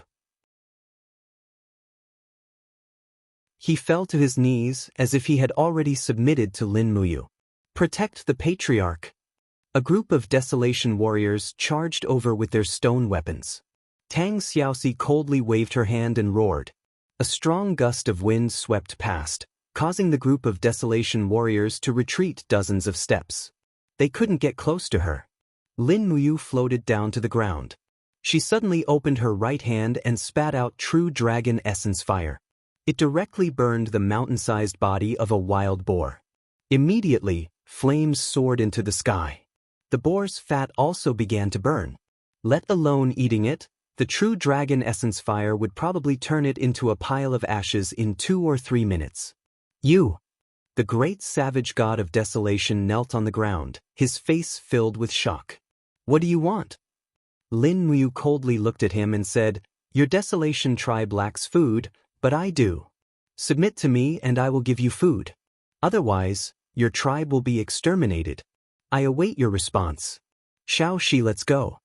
Carrying Tang Xiaoxi, the two disappeared into the forest. When a large number of desolation warriors arrived from the valley, they only saw the battered great savage god of desolation leaning on his axe. His mouth was filled with blood. They had never seen the great savage god of desolation in such a sorry state. Father! A desolation tribe youth supported the great savage god of desolation. He anxiously said, What happened? Who injured you like this? Who was it? I want to crush their head. Huangxi, my son. The great savage god of desolation gasped for breath. There is actually such a strong expert among the humans.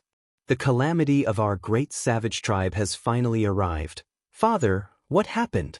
Don't ask. Tomorrow, when the sun rises, immediately order all our tribesmen to retreat from the south of Coiling Dragon Valley and return to the desert. This place cannot be conquered. Yes, father. Under the moonlight, Lin Muyu and Tang Xiaoxi flew through the forest. Mu, how are your injuries? Tang Xiaoxi asked with concern. I'm fine. It's just an internal injury. Actually, I've always wanted to ask. Tang Xiaoxi wanted to say something but hesitated. After a while, she said, Mu, why did you have to be so cruel to the great savage tribe? Just now, you almost killed that great savage god of desolation. If you wanted to subdue these desolation tribe warriors, you shouldn't have done this. Lin Muyu smiled faintly. Xiaoxi, you don't understand. These great savage tribe people call themselves conquerors. They think that they can conquer the entire world with their extraordinary strength. The arrogance in their hearts has already reached an uncontrollable point. If we want to subdue them, we have to beat them until they are convinced. I want these desolation tribe people to see death before they submit to me. I don't know much about war. You are in charge of this. Don't worry. I know what I'm doing. The next day, early morning, a large number of desolation tribe warriors formed groups and left the valley. However, when they approached the valley entrance, they heard the sound of human war drums in the distance. Prince Huangxi was shocked. He turned to the great savage god of desolation who was riding on a war bear and said, Father, those despicable human armies have already surrounded the valley entrance. What do we do?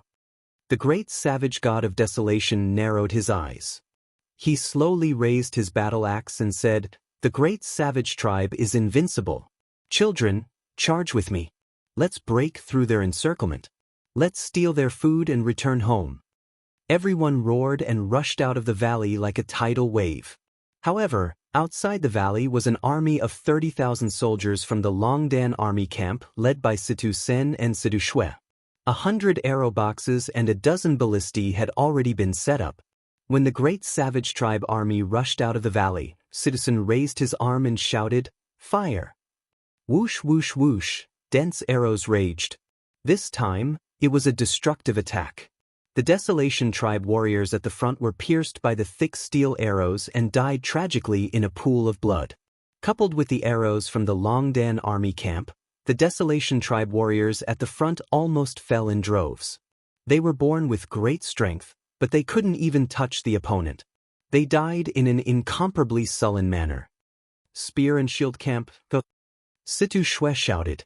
The soldiers of the 3rd Division of the Longdan army camp raised their shields and spears and formed a defensive line. The spears were at least 3 meters long. Before the desolation tribe warriors could get close, they would pierce through and kill them. The cavalry archers at the back continued to rain arrows on the crowd. In an instant, blood stained the ground outside the valley. The outcome was very clear. Hiss hiss. Beside Sidusen, a serpent man commander spat out his tongue as he stared at the scene in front of him in disbelief. Serpent man warriors were usually defeated miserably by the barbarian warriors.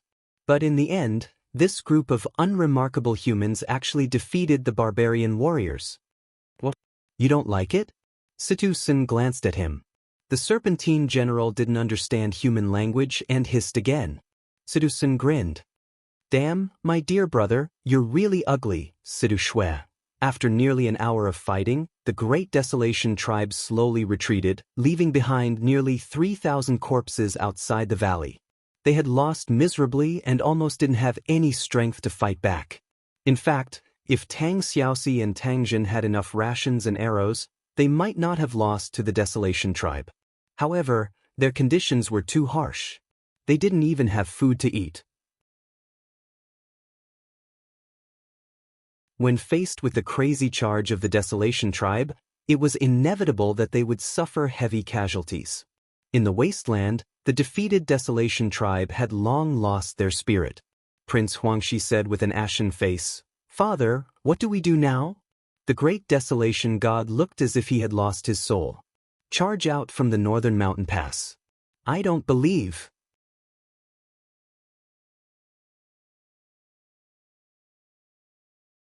Chapter 423. Pa pa pa. Amidst the sound of flapping wings, a white bird with a letter landed on Lin Muyu's arm. She opened the letter and saw Situ Sen's handwriting, have been repelled. Lin Muyu smiled cheerfully, be on guard and wait for the savage tribe's counterattack. Wei Chou cupped his fist and asked, Situ Sen has repelled the savage tribe? Yes, 100 arrow boxes and 20 crossbow carts. The power is extraordinary. The savage tribe does not even have a single defensive armor, so naturally they will suffer a big loss. Lin Muyu narrowed her eyes. Since they cannot rush out from the south exit, they will definitely attack from the north exit. As long as we repel the savage tribe here again, they will be honest.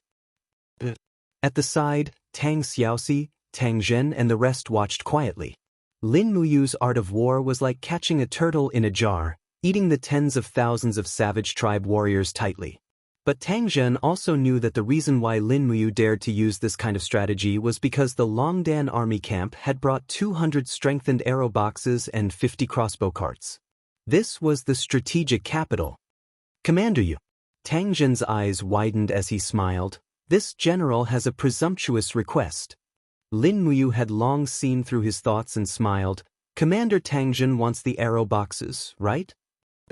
Tang Zhen did not deny it. Although the country garrison army is also one of the empire's army, it is after all the army guarding the borders. Usually they do not get much care from the Ministry of War and Ministry of Works.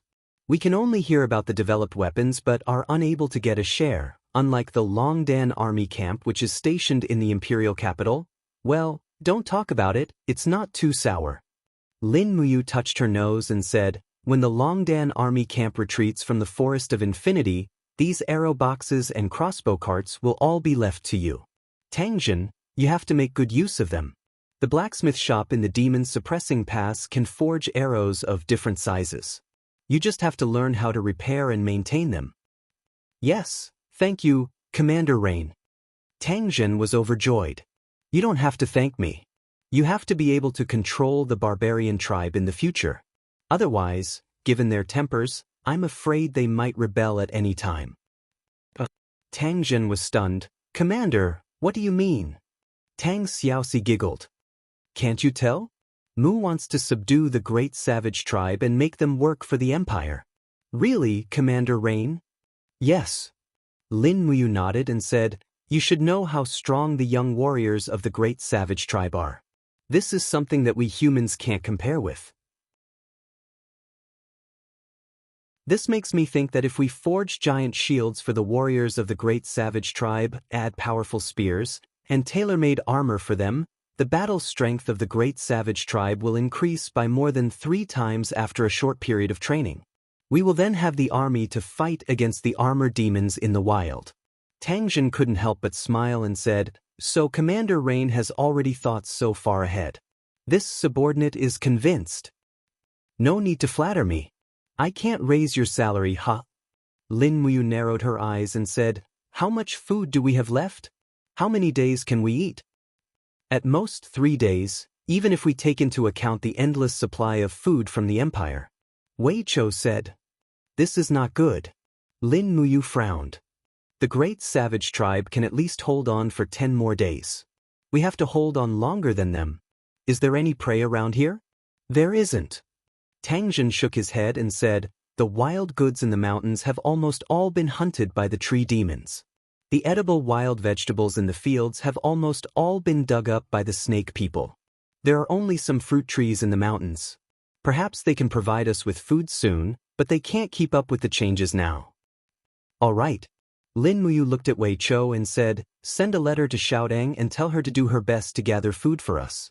We can't rely on the Ministry of War and the Ministry of Revenue for the military rations. Most of their food needs to be sent to the steel wall. Yes, Commander. This subordinate will do it right away. At this moment, noisy fighting sounds came from the valley. A large group of warriors of the great savage tribe rushed out with stone tools in hand. Their faces were full of anger, as if they wouldn't rest until they were dead. Prepare the arrow boxes, Feng Shi said lightly. The warriors of the great savage tribe had only rushed halfway when the arrow boxes in the distance rang out in unison. Sharp arrows pierced through the bodies of the warriors like rain. The heavy cavalry of the Longdan army camp raised their shields and used their spears to hit the shields. The war drums rumbled and the nearly 10,000 people outside the valley shouted in unison. For a moment, the warriors of the great savage tribe were all stunned. After nearly 500 of them were killed, facing the steel shields of the Longdan army camp, They all lost the courage to continue fighting and turned to flee. After all, they are just a motley crew. Wei Chou laughed. Tang Jin frowned and said, Vice Commander Wei Chou, the great savage tribe is actually far stronger than what you see. 3 days before they invaded the Forest of Infinity, they fought with us for a long time, causing us to lose nearly 20,000 soldiers. These days, they couldn't find anything to eat in the Forest of Infinity, and many of them have been starving for 7 to 8 days. So that's how it is. Lin Muyu couldn't help but smile. In that case, the strength of the great savage tribe should be stronger than what we see. That's great. Guard the valley and don't let a single one of them come out unless they send an envoy to surrender. Otherwise, let's trap the great savage tribe in Coiling Dragon Valley and let them starve to death. That's better than letting them invade the Empire's borders. Yes, Commander. Lin Muyu looked at Tang Xiaoxi and said, Xiaoxi, take some people with you. We'll look around to see if there's anything we can eat. Distant water cannot quench a nearby fire, we must rely on ourselves. Tang Xiaoxi smiled and nodded. The Coiling Dragon Valley was already at the border of the Forest of Infinity, and it was also the place closest to the desert. One could feel the scorching wind blowing from the desert from afar. Lin Muyu and Tang Xiaoxi led the cavalry through the forest. They kept getting off their horses to look for food in the forest. Lin Muyu frowned and didn't say anything as she looked at the weeds. Madam, that's bezoar poison. It's a poisonous weed. After eating it, one will faint and tremble all over. As a local, Tang Jin reminded her. Lin Muyu held Taksha's hand and looked at another weed. She squatted down and uprooted it. Its rhizome was huge, and it looked like a ginseng. However, the top part was slightly different. Madam, this weed is called crimson ginseng. It can be used as medicine, but it has no value, so you won't feel hungry at all, Tang Jin said again. All right. Lin Muyu got on her horse and led the group into the depths of the forest. After a long time, she saw a patch of green plants in the distance. She could not help but be stunned. She urged her horse forward and plucked a stalk. She crushed the ears of the stalk and said, This is wheat? Yes, it's a type of wild wheat, Tang Jin said. It's just that it's not widely spread, so it can't feed many people even if it's collected. There are many places in the Forest of Infinity, and it's usually used to feed horses. Lin Muyu furrowed her brows. Indeed, the ears of this type of wild wheat were very small and could not produce much food. Let's go. He got on his horse and continued to search in the forest with everyone. In the blink of an eye, Lin Muyu had wandered in the Forest of Infinity with Tang Xiaoxi and the others for 3 days. Meanwhile, the food of the Longdan army camp, the National Army, and the Demon Clan was almost exhausted. It could be seen from the eyes of the Naga warriors that they were very hungry and wanted to eat.